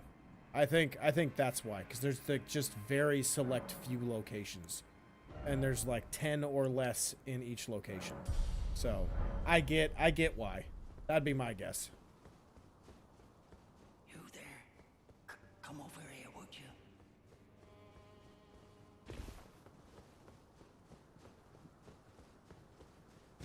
Just like the only places I can think of with those madness enemies would be, like you mentioned, in Weeping Peninsula, and then in Liurnia with that madness tower.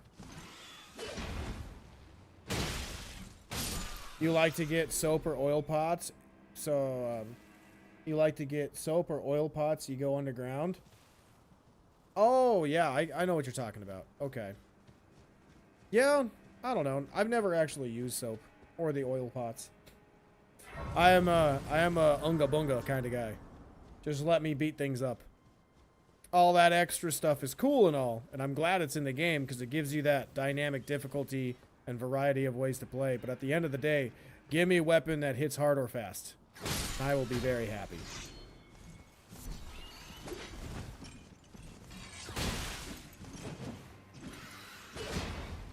You need oil pots for Alexander? Why you burning my boy Alexander? Or is that to get him out of his hole easier? Because again, I've never actually done that part of the quest, I don't think. I just normally hit him really hard with a big weapon, call it good. Oops. Nope. This isn't going well.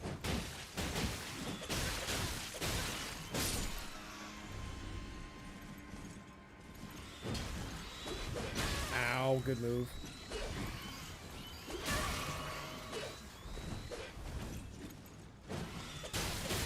God, these enemies are annoying.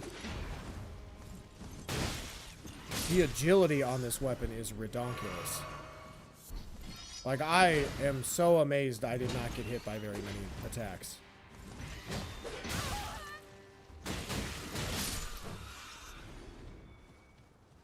I did not think these were very good, but okay. Oh, that's right. It's the second time he gets stuck. I forget about that. I definitely forget about that. I normally skip that part of his quest. Because that's after Radon, right? Like after we beat Radon and use his help and all that stuff. Oh no. Oh no. Nope. We're fighting in here. I almost lost a run right there. Oh, I might lose the run still. Never mind. That was easy. God, this weapon just deletes enemies, huh? The Talon is a good weapon. I have never used it. Straight sword class is actually one class I don't use very often. I think it's because it's just like... When you think of like medieval fantasy, you think of straight swords and great swords as like your main weapon classes to use to get a variety of like throughout different fantasy like literature, movies, and things like that, like Lord of the Rings. Come on, blow these up. Why? Why are you not? Okay, whatever. That's annoying.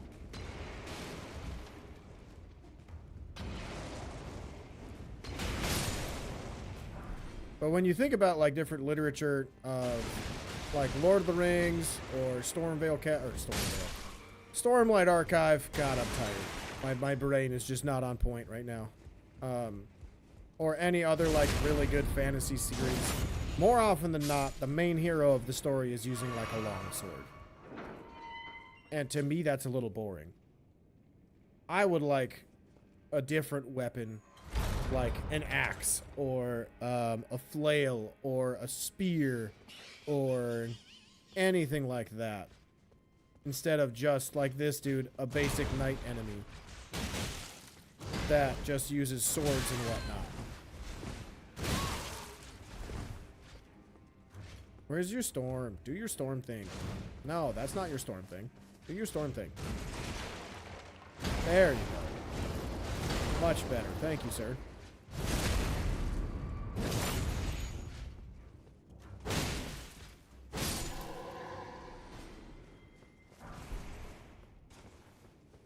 That's probably why I don't use the straight swords, though, because they just seem not necessarily boring, but they just seem very unoriginal. Like, more often than not, whenever I try to specifically use long swords, I switch to something else. But I also don't ever use them two at a time. Like you said, dual talons, Frankie. I don't think I've ever tried dual wielding anything other than the Lordsman swords. But we'll see. I'll give them a shot one day.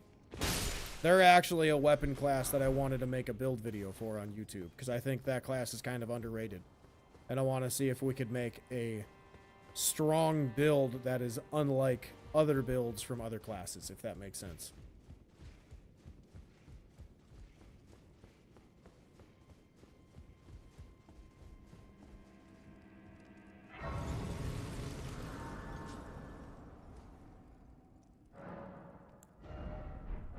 Not enough. Okay. Man, let's keep going.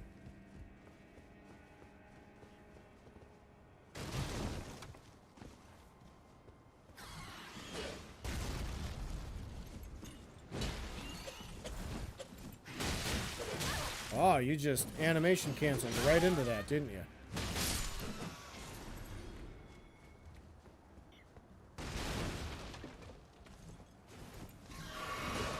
Oh, good move, sir.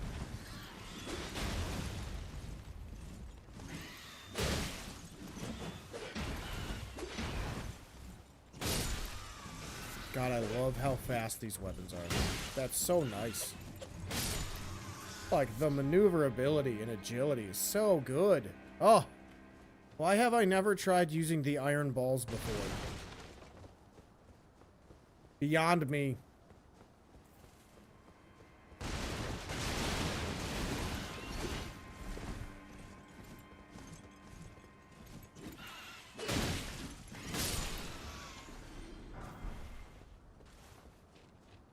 Alright, how many smithing stone 2s do I have?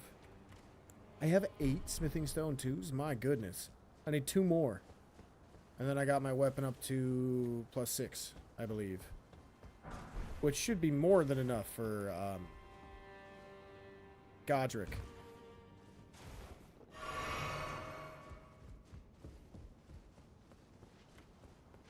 Hello, noble knight. Are you going to come hither and fight me? Well, that hurts. I didn't want to hit you. Well, teamwork is illegal. Yeah, you can come fight me. Dude, stop it.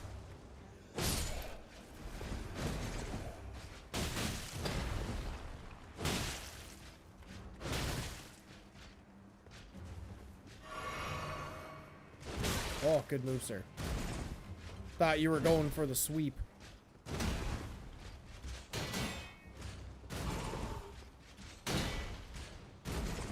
Any day now. Any day now. We'll do something else. Can you do the jump so I can move on with my life? No, you have to do the slow walk. Lovely.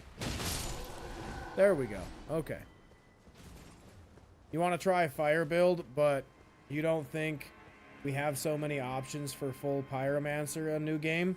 You need stuff for late game? Yes and no. If you use the black flame magic, you get their prayer books right away. Like it's in Stormvale Castle. That would probably be the pyromancy build I would go for. And then you can get, I gotta remember which ones are relatively early. I'm blanking. There's a scorpion charm that boosts fire damage. I cannot remember where. I think you get it in Liurnia. I could be wrong though. But those would be your two necessities right away that you can get. Because you can get the God Slayer seal right away. That boosts your black flame magic. And then you can get Flame Grant Me Strength behind Fort Jail or whatever it's called. And go from there. Flame of the Red Mane, yup. Flaming Strike, those are also good for your melee weapons. But if you're going specifically for Black Flame, you could also go kill Godskin Apostle in Altus Plateau. He drops the Ash of War that he uses for his Twin Blade. And then if you throw it on Godskin Peeler too, you're just gonna do way too much damage with that thing, because that weapon is so much fun.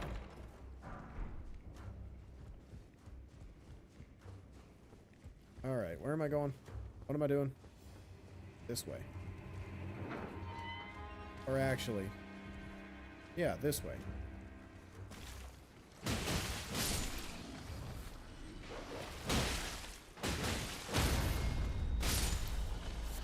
Very good. Fell God too, you suppose? Yep, that's another option. Or you have Blood Flame as well if you're not trying to be dead set in one category of fire. That is another option as well.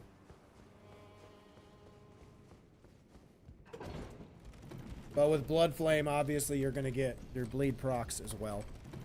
So I don't know if that's technically true pyromancy, but it's definitely something you could use.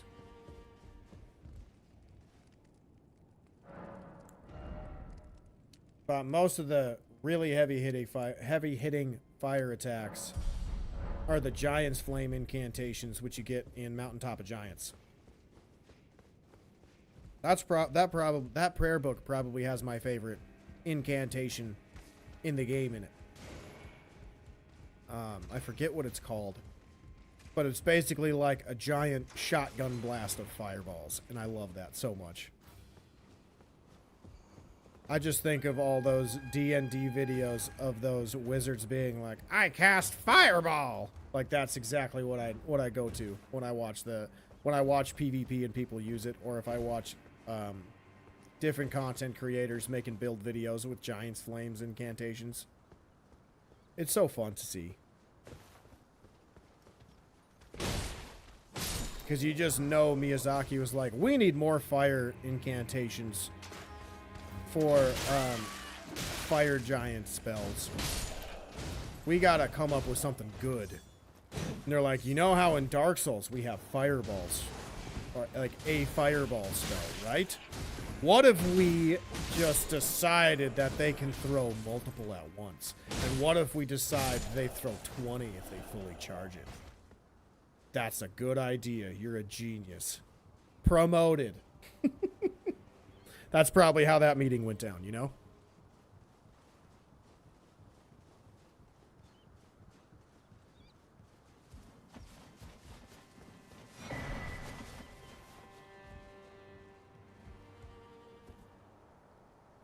Alright, I gotta put that claw talisman on so I can do even more damage. Since I didn't do it while I was up there.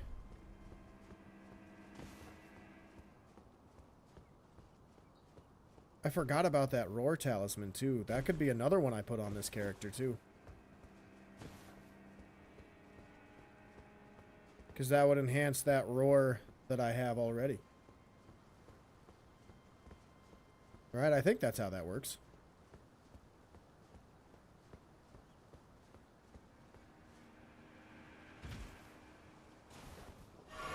Dark Souls 1 Pyromancer was broken. With no scaling, just humanity and rock and roll. Yeah, I've seen some people play Dark Souls 1 with Pyromancer builds. You are very right. They literally melt bosses. Burn them to a crisp. It's awesome to watch.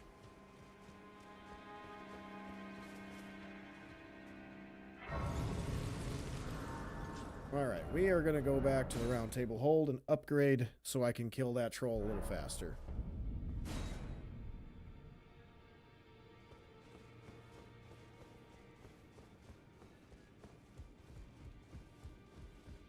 Ooh, we got to go grab that one wet blade too so I can make this a better strength weapon. I got to remember where that's at.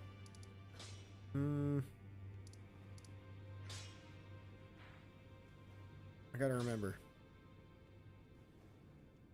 I think this is probably the best spot to go get it. I also think I'm going to take a pause for the cause and grab something to drink because I just finished all of my root beer. So I think I'm going to go grab probably more root beer or something else. We'll see what we got in the fridge. I will be right back, everybody.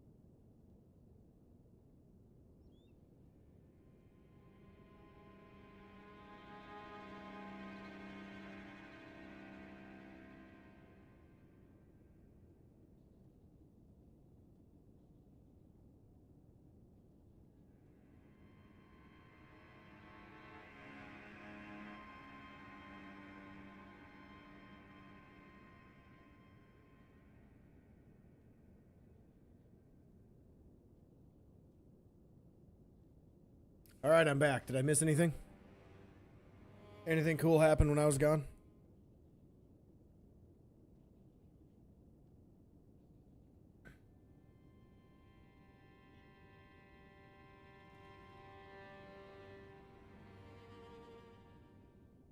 All right. Let's get into... Am I done with... I am done with twos. Cool. So I don't need to go kill the troll, actually. We just need to go to that door, so I gotta kill this dog. Because he'll follow me. I got invaded, and the chair took you out, or took it out? Which chair?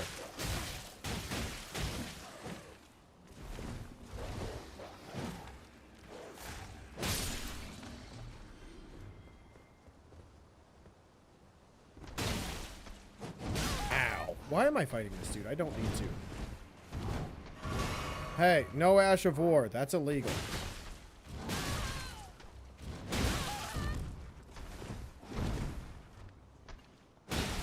Oh, the one I'm sitting on? You right. Hey, you right. You right. My chair is exceptional. It's incredible. You have no idea. You have no idea. I found this chair in the randomest location ever.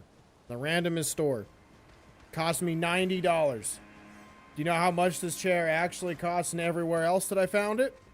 Like 120 or more. It's stupid how strong that is. This isn't the right spot. God dang it. That's fine. We'll just kill the rats and move on with our lives. Ow.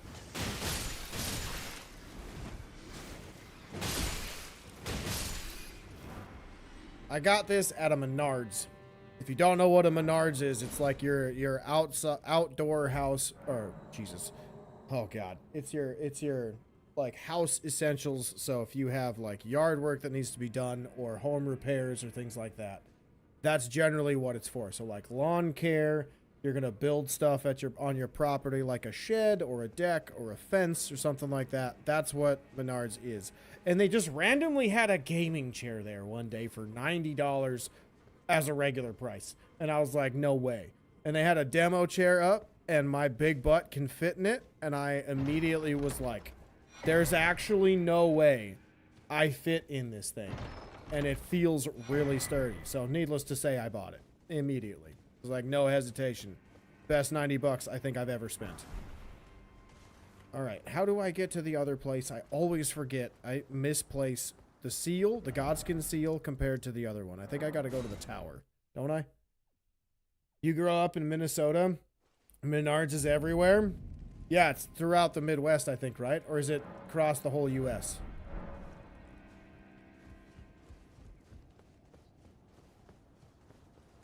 That is a very underrated store, I'll say, by the way. It's got a lot of good things going on with it. I was just shocked to see, like, I was just shocked to see that there are gaming chairs in typically what's considered like an outdoorsman store. Kind of the exact opposite place you'd expect to find it.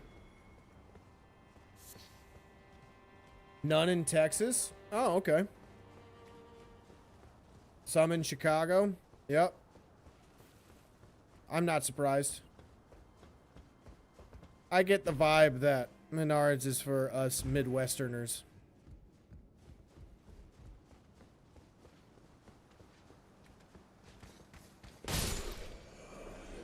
All right. Do your thing. Do your thing, please. I don't want to be here all day. You're just going to walk to me the whole time, aren't you? Thank you. It's about time. My goodness.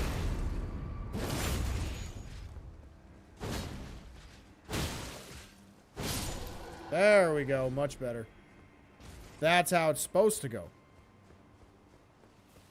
All right. There's my platform. I just got to remember how to get there. So I don't think I can run and jump. I think that's death if I do that. And I actually am really enjoying these balls. So, needless to say, we're not gonna do anything to jeopardize the balls.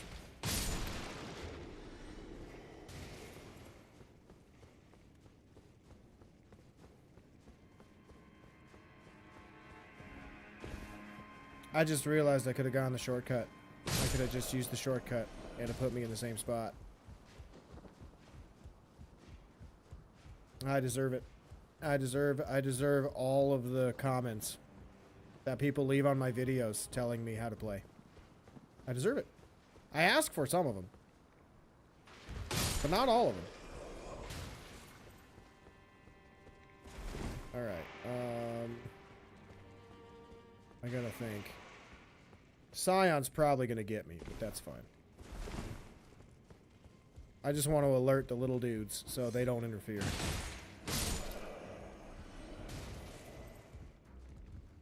Come on, wee lad. Get up here. Ow. Does that grafted Scion really not see me? Huh.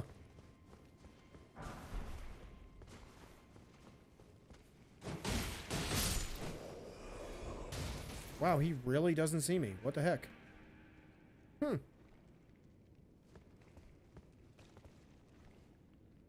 I'm dumb. I could have just hopped down off that ledge. Couldn't I? Couldn't I have? I probably could have.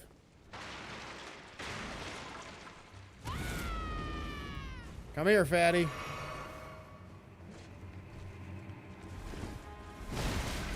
Wow, that's a rare move. You don't see that every day. Whiff.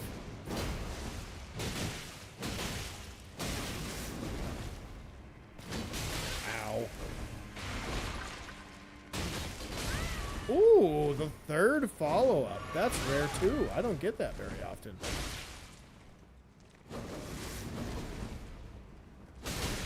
Too late. Wow, twice in one fight. I don't get that very often at all, and I got it twice. What the heck? That's pretty cool. Alright, it's over here somewhere. I just never remember where. Because there's like 3 doors in one little room, and I don't remember it very well. Is this it? Yeah, that's it. There we go. I definitely just needed to take the shortcut down.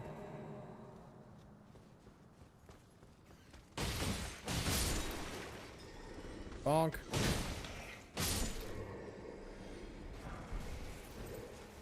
Alright, I have no idea how to say that, but we got that. Let's go back to Lift-Eyed Chamber. And then we gotta go fight an ulcerated tree spirit. Hopefully I don't suck when I do it, like I have done the past few times. And then we can go from there. I want to switch my scaling around. Wait, I can't do it from here yet? Huh? Do I have to go to the blacksmith first? A lot of people, a lot of PvP players use that sword. Yeah, that's like the Misericord, or how do you say it? Let's see if my dyslexia is going to get me. Probably will. The Misericord. Misericordy or something. I don't know. I'm not smart enough to figure that out. That's a fancy word for somebody who's much smarter than me. In the beginning, did you get the first whetstone? Probably not. I wouldn't be surprised.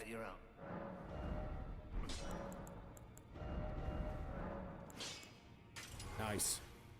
It's probably smarter for me to go quality right now. I'd probably get better scaling overall, because my levels are pretty balanced. But, oh well. We'll just stick with heavy. My balls are heavy, guys. My balls are heavy. That's all we needed. Let's go get that really quick, so I don't have to do it later. Because it is very convenient being able to do that from your place. From your grace, not place. Words are hard.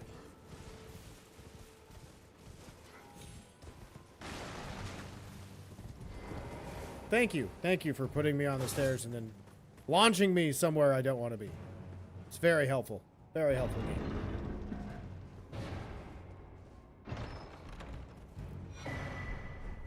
Alright. Boom.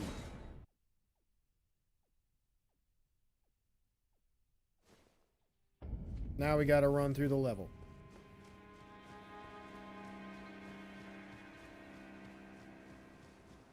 I should probably kill these guys, huh? Whoa, alright. Well, we can just break That's fair.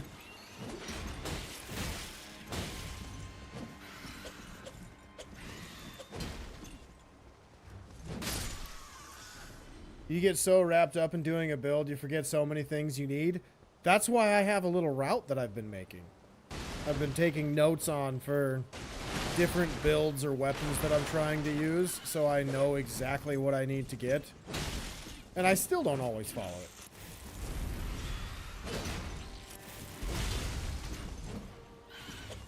One day I'll hit this guy. There we go. Oh, I was wondering why I wasn't hitting nearly as hard as I should. I wasn't two-handing. Duh. That makes so much sense. Be proud. I didn't need those. I forget sometimes that they're twos. I don't even need twos. Oh, God, I'm dumb.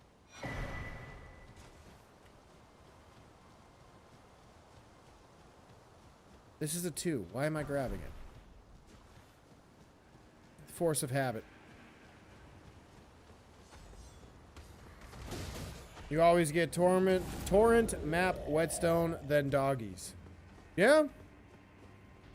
That's a good way to start. You've kind of seen how I do it. I typically go get torrent, and then depending on what weapon I'm using and where I get it, dragon or the weapon, and then go from there.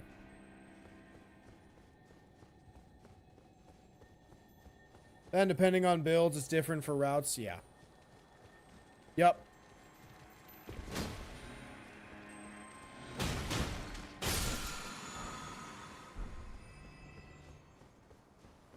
That's not the right way.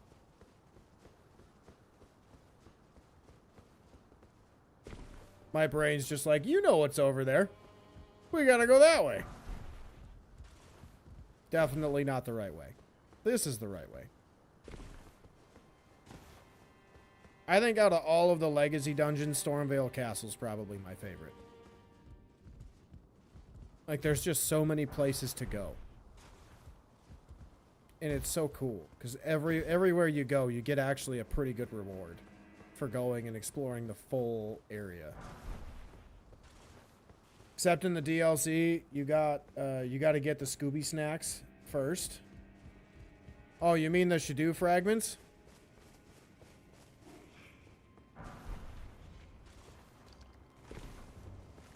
That's one of the things that I've actually kind of liked about my walkthrough that I've been doing for YouTube is I've been finding all of them. Normally, by the time I finish the DLC, I get like, I'm at like 10 Shadoo, level 10 of the Shadoo fragments or whatever. I think my characters now are at like 15 or 16 and I'm hitting things so hard. Again, I don't think I've said it on camera, but I'm like, God, why is this so much easier with all of these Shadoo fragments? Like, have I really been making my life just an absolute hell without knowing it? Apparently, the answer is yes. You hate the Shadoo trees. It's such a, or Shadoo tree. It's such a weird name. So you call them Scooby snacks? That's fair. I think everybody, their first playthrough probably called them Skadoo. Or I used to say skadoosh. They're like, yeah, more skadoosh. Love it. Ow. Ruin Arc? What'd you give me? Okay. I was like, it did not spawn the item in the wall. Well, I guess not. No brains, no headaches, I always say. Very rarely do I say that about me. I wish they did the Shadoo fragments in a different way, like what they did with Sekiro with prayer beads. Like, give a couple here and there that you find through exploring, but the rest of them are all from, like, enemies like this, where it's like a little mini-boss, or someone that you gotta fight to beat.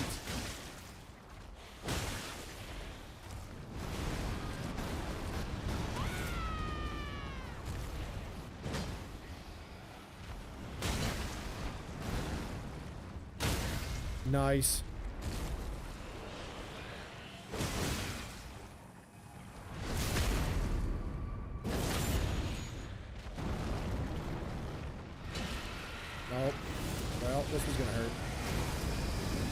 Hey, I lived.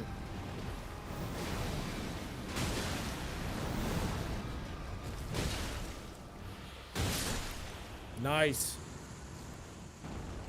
I didn't suck. Look at that. Look at me go. Alright, but I think that's all we want to do. So now we can go fight, what's his name? Godric.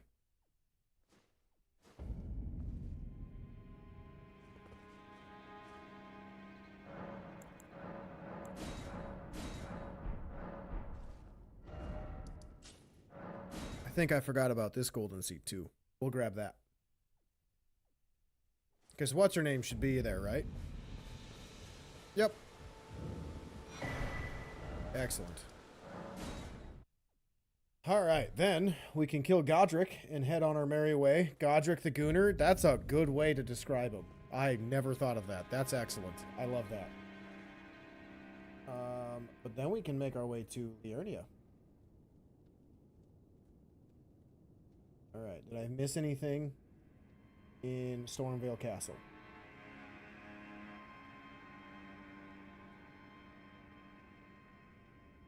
No, I did not. We got everything. Alright, let's go mess him up.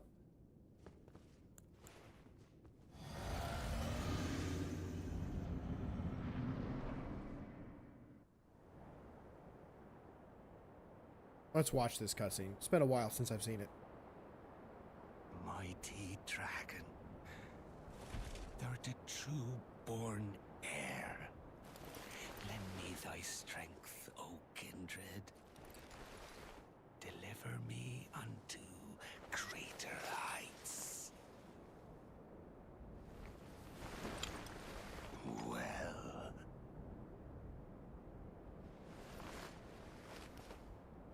I wish his axe was better than what it is. lowly tarnished, And it's kind of like plain as a lord. an oddly shaped weapon too. I command thee, Because it's just such a tiny, thin handle with a fat blade. It's weird. golden. Does the Gravebird armor set boost anything? That's a good question. I don't know. I'd have to look into that. I have not tried it on or anything. If I imagine it might boost like Ghost Flame spells, that'd probably be it.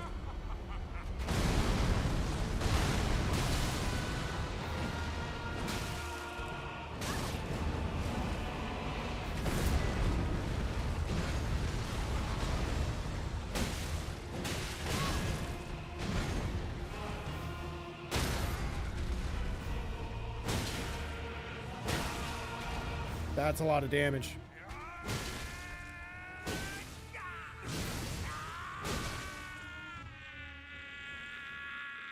You were thinking jumping attacks like Black Feather? Maybe. Maybe. I forgot Black Feather does that too. Oh my god, there's so much I forget about this game.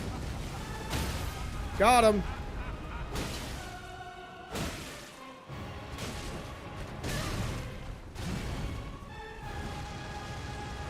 Oh, please no fire.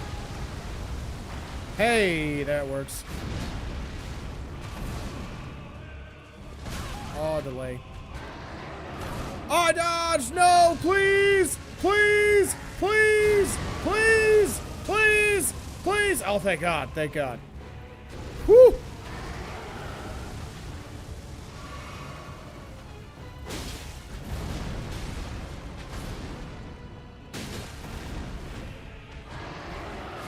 There we go. Now we're locked in. That was the scariest Godric has ever been for me. Ah, I jumped forward. Dang it, I was supposed to jump straight up. Got him.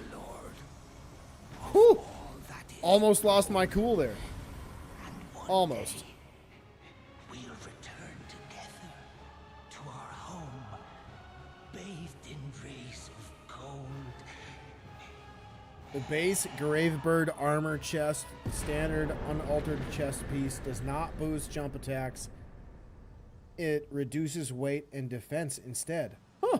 Interesting. Learn something new every day. Cool.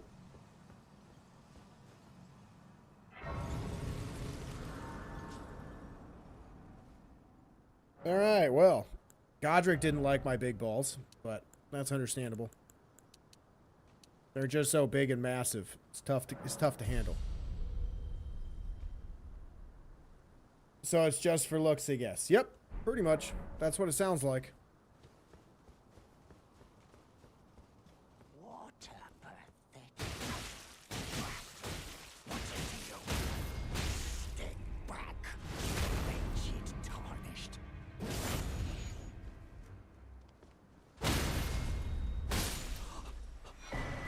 I'm free. I can do...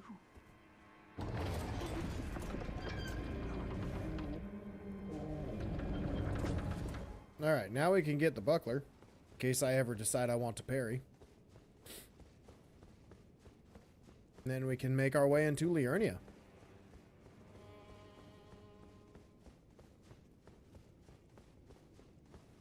Ooh, did I not talk to Irina?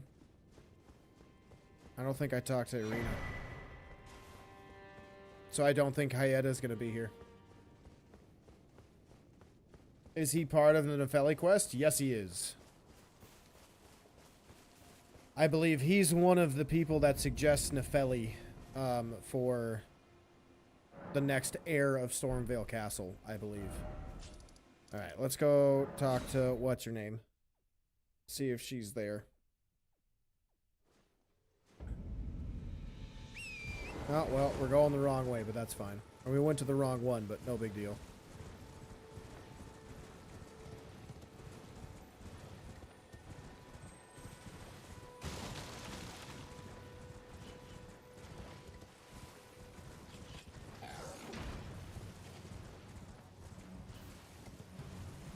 You did that when the game first came out?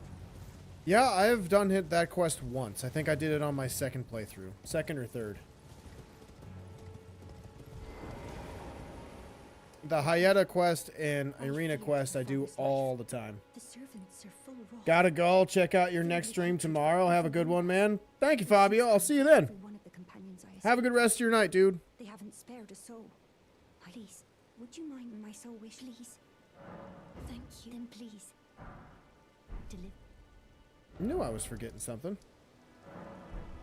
Yes, we want to go from there. Because we can't get back up into Castle Morn from the other Grace.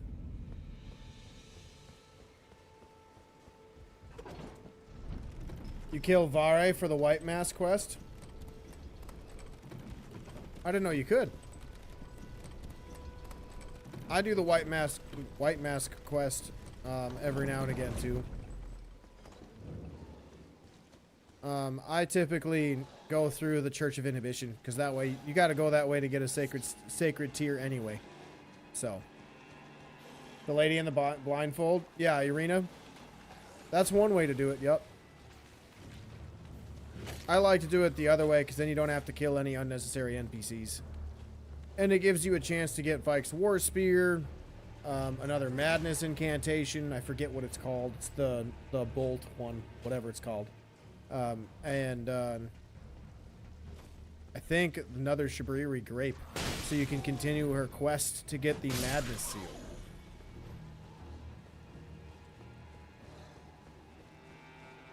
Loretta, Henrietta, whatever her name is, yeah.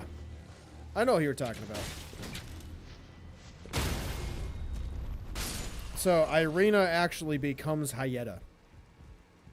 Because Hayeta is like a soul that was supposed to go to the Erd tree but didn't for some reason.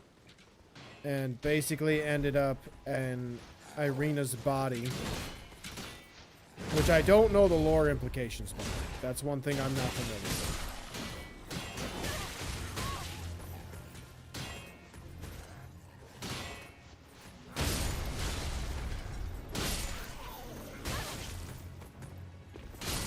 There we go.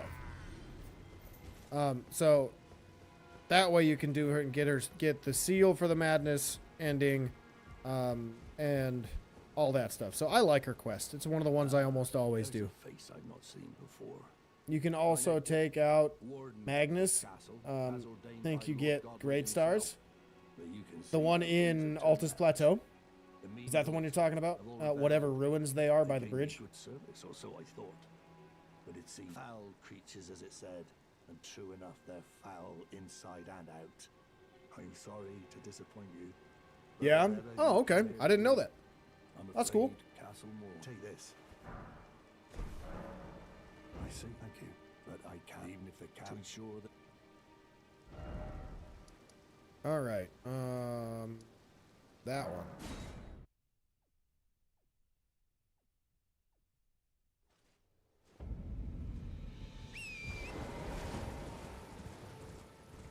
All right, Edgar.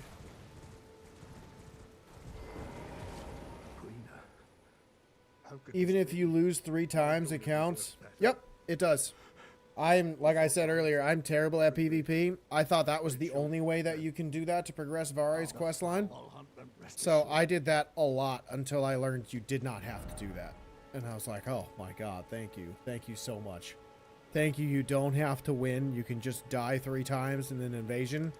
That makes my life so much better. Because that's one less thing that I have to be good at in this game. Or in this franchise of games. Because I've never been good at PvP in any of the games. Because there are some people that try to get really good at it, which I'm not saying is a bad thing. I'm just saying, like, there are some people that it's like, whew, you need to go outside and touch grass and maybe take a shower. You let Vike jump off the ledge? I didn't know you could do that. I figured there was some cheese for him, because there's cheese for pretty much everybody in the game. Hello? But I didn't know you could do that. Is That's kind of someone cool. there? My name is Hayata, and I'm journeying in search of the distant light. If I might be so bold as to ask, would you donate any Shibriri grapes in your possession to me? My eyesight has been weak since birth, you see. I can't tell which way I'm supposed to go next, but when I eat one of those grapes, I can feel a distant light in the back of my PvP is eyes. like vegetables, an acquired taste. Hey, that's a good way to put it. That is a good way to put it. I try it every now and again for every game. Every game that's came out since I've been playing From Software games. And Many thanks to you. it just feels Now I the can same feel to the me. distant light once more. Like we talked about it earlier a little bit, but like you're not fighting just the other player, you're fighting the lag, and if there's somebody who has builds that are specific for PvP, like they have, let's say like I'm using the Iron Ball. Let's say they have like 4 different Iron Balls that do, each one does its own status effect and all that other nonsense. It's like, my goodness, you have so much time on your hands that you decided to do that. So, yeah. It's pretty wild how intense some people take PvP. Like, it's good for you if you like it. I have no problem with people that like that type of experience. Because Elden Ring has been a game that not many people have been able to compare it to anything else for PvP. So I get why it's a big thing for people, but at the same time, it's like, man, it's not for me. I would rather get mad because I can't beat a boss than because I can't beat somebody because of my lag, or lag because of their internet or my internet. It's insane the time people put into it too. Right? There are a couple content creators that their sole channel is just PvP in Souls games. Like there's one guy, I don't remember what his tag is or his like ID online is, but I see him every now and again on Instagram, and he plays as patches. So he has the spear, he has his shield, he has his armor set, and he has like 12 different spears, 12 different shields that have different ashes of war. He throws cracked pots, hefty pots, daggers, darts, poison bombs, poison whatever. Like he tries everything in his power to do to play as patches if it was real player would play. Like it's wild watching him play. It's nuts. You do PvP for fun. It's not serious if you die. Yeah, I don't like dying. When I play against actual people, I have to be better than them. That's why I don't do it, because I know I'm not as good. Right? There's a reason I'm playing the Deathless run, and the farthest I've gotten is what the heck's her name? Renala. I died to Renala. That's the farthest I've gotten in the game, which is one of probably the saddest thing that I could say that I've died to, but I died to Renala. Dodged the wrong way in her second phase and died. Got obliterated by like 20 crystal stones that she launched at me. So yeah, like I would rather learn how to fight everything to my best of my ability instead of some player that's going to try to use cheap tactics to win. Hopefully, as Patches, he does the famous kick people off ledges. He's done that before. Like, where he warps into, like, there was one that I saw that he...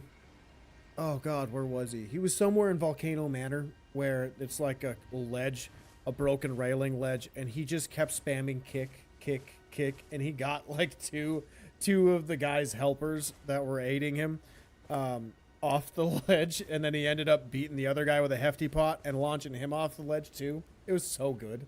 Like, that made me laugh so hard.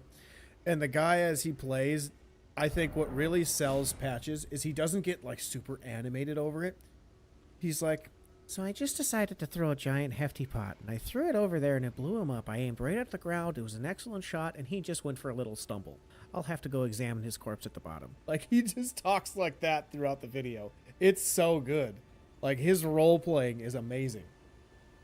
Deep Roots is the best place to kick people off the trees. I didn't know that. I don't play PvP very much. I know when the game first came out, like right here was the place that I fought a lot of people in PvP. Otherwise, I don't know. There or the First Steps was also a spot that I played a lot of PvP at when the game first came out. But other than that, I don't think I really looked anywhere or searched anywhere for PvP. Alright, we need more 3s, I believe, which means we gotta go to Academy Gate Town. And then go to that crystal cave. Do I have any 3s in my inventory? I think I got one, right? Ooh, nice. I got a couple. So we can go level up once. First step is Ganker City. Yeah, that was my experience too. I think my last time ever playing PvP, I got summoned into the first step. I was using like the dismounter because I was really in love with it right at the start of the game. And I think I had that. I had the Dragon Communion seal with like Blood Flame and Blood Boon. Whatever the one that you throw is and leaves lava on the ground or fire on the ground. That is what I used for my build when I played PvP because I knew Bleed was just cracked then, right? I spawn in. It was two dudes standing from afar casting the legendary sorcery Founding Stars and then Ronnie's Full Moon, and then after the one casted the Founding Stars, he would just spam Meteorite. So it's like there's no shot you even can move anywhere because there's just so much BS on the screen. You can't do anything. It was so annoying. Like, that made me so frustrated when I was trying to go through the game or trying to go through PvP because I'm like, when you get the occasional honorable duel where there's not a lot of people trying to actually heal or do cheap tactics or lure in enemies to also interfere with the fight, like they're just straight up trying to fight you man to man, mano y mano, that's when it's fun because you actually have a chance to progress your skill. But when it's just lefties spamming magic all the time, it's really boring and it's really annoying.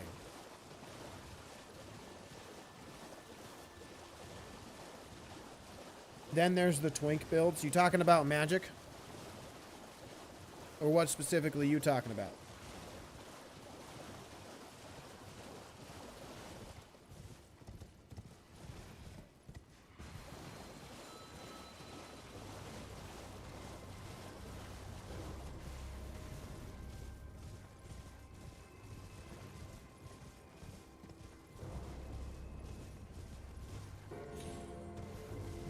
Twink is low level with high level weapons and armor. Oh yeah, that makes sense. Trying to be glass cannons. That makes sense. Those can be annoying too.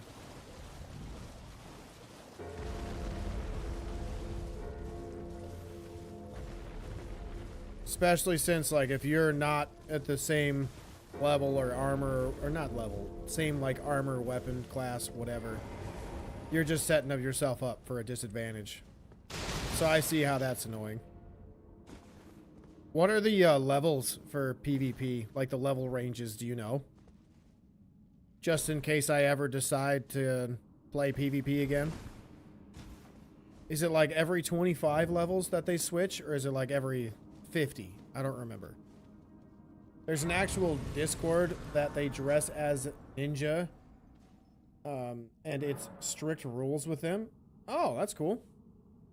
That's cool. I like that there's groups out there that actually try to fight PvP and play the right way, the fun way, instead of the annoying way.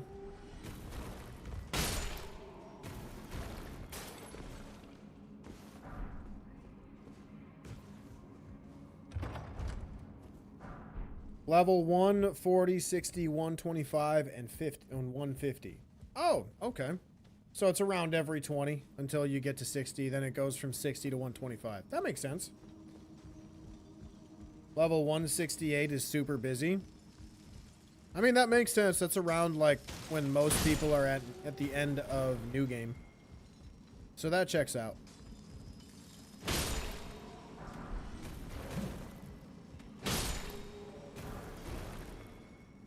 Alright. I don't know if that's a 3 or a 2. I have to go see. Please, God, don't let me suck at platforming right now.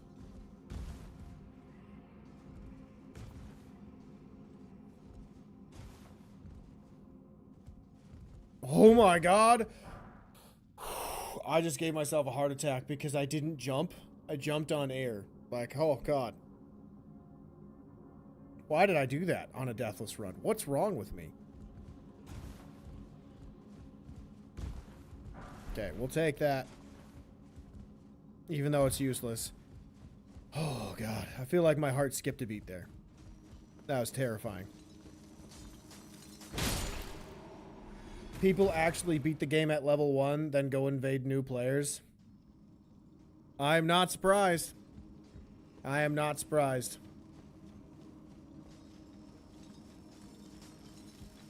The Elden Ring community is just full of wonderful people. Definitely not people that love causing pain to other people. Definitely not just a bunch of masochists.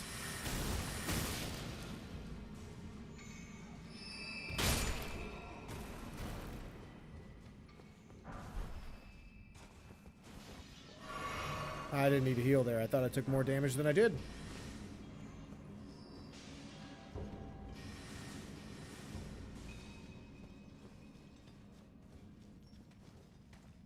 Got him.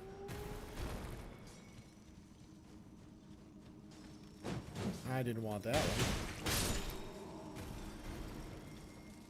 Twice you got invaded and somehow they made your PlayStation crash. That's awful. I'm sorry that happened to you, dude. That's the nice thing too about playing on console is I haven't had like any crashes. Whether it be PvP or not, like I don't get crashes on console. When I tried playing Elden Ring on my PC, like I got a pretty good level. Like it's like a mid to upper mid level PC in terms of like specs and whatnot. Like I don't remember all of them off the top of my head, but it's pretty good. About the only area it's really lacking in is just storage space. But other than that, it runs games very well. And I played Elden Ring on my PC the first time. And I had like my first ever system crash. Even when I played on my PS4 before I got my PS5, like I never had a crash. So coming to a PC and experiencing crashes and being like, oh God, is my PC broken? I just bought it. It cost me so much money. Why is it breaking? Only to find out that like games, if they're not optimized well, can do that. Yeah, that was shocking to me. Because I was a console gamer for almost all of my gaming life up to that point. Like I think I had played on a buddy's PC and that was it. during college. Otherwise, I had played PS4 and PlayStation 3, baby. And then when I was really young, PlayStation 1.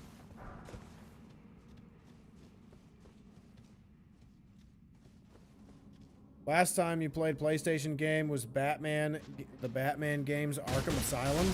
That's a good game, dude. The Batman series is so much fun. The Arkham series, such a good game. Such a good trilogy. I would like to 100% those games and throw those on the channel because I really love those games, but man, I forget what game it is. To get the trophy in one of, like one of the last trophies in one of them, you gotta go through so much garbage. It's so awful. It's so boring to do and tedious. But again, the game's really good, so the gameplay is worth it.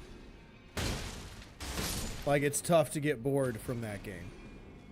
The classics, yep. The riddles, exactly. I forget which game that is. I think it's like Arkham City. That was so tedious. Like, I think I stopped and I only had maybe 2 or 3 riddles left.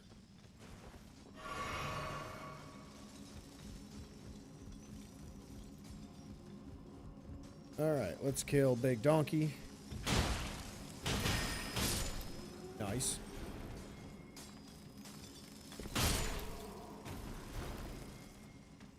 These goobers. And then, oh, that's where you were. Where are you going, dude? Why are you running so much, man? The last one where you drive the Batmobile, you gave up. Yeah, that's... Isn't it like a time trial, too? I think it's like a time trial where you gotta, like, get to a certain destination before time runs out or the Batmobile explodes or something like that. I can't remember. It's been like a decade since I played those games. They're really good, though.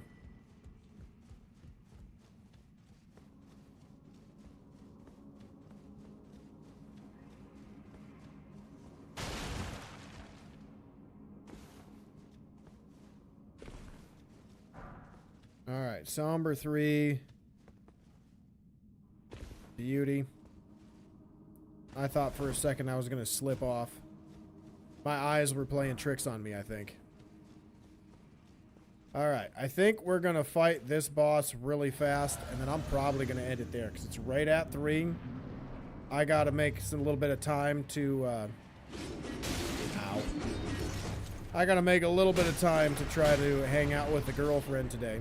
And I got some other plans in the evening with family, so... We're going to absolutely knock this dude out. And then we're going to call it there, baby. That was easy.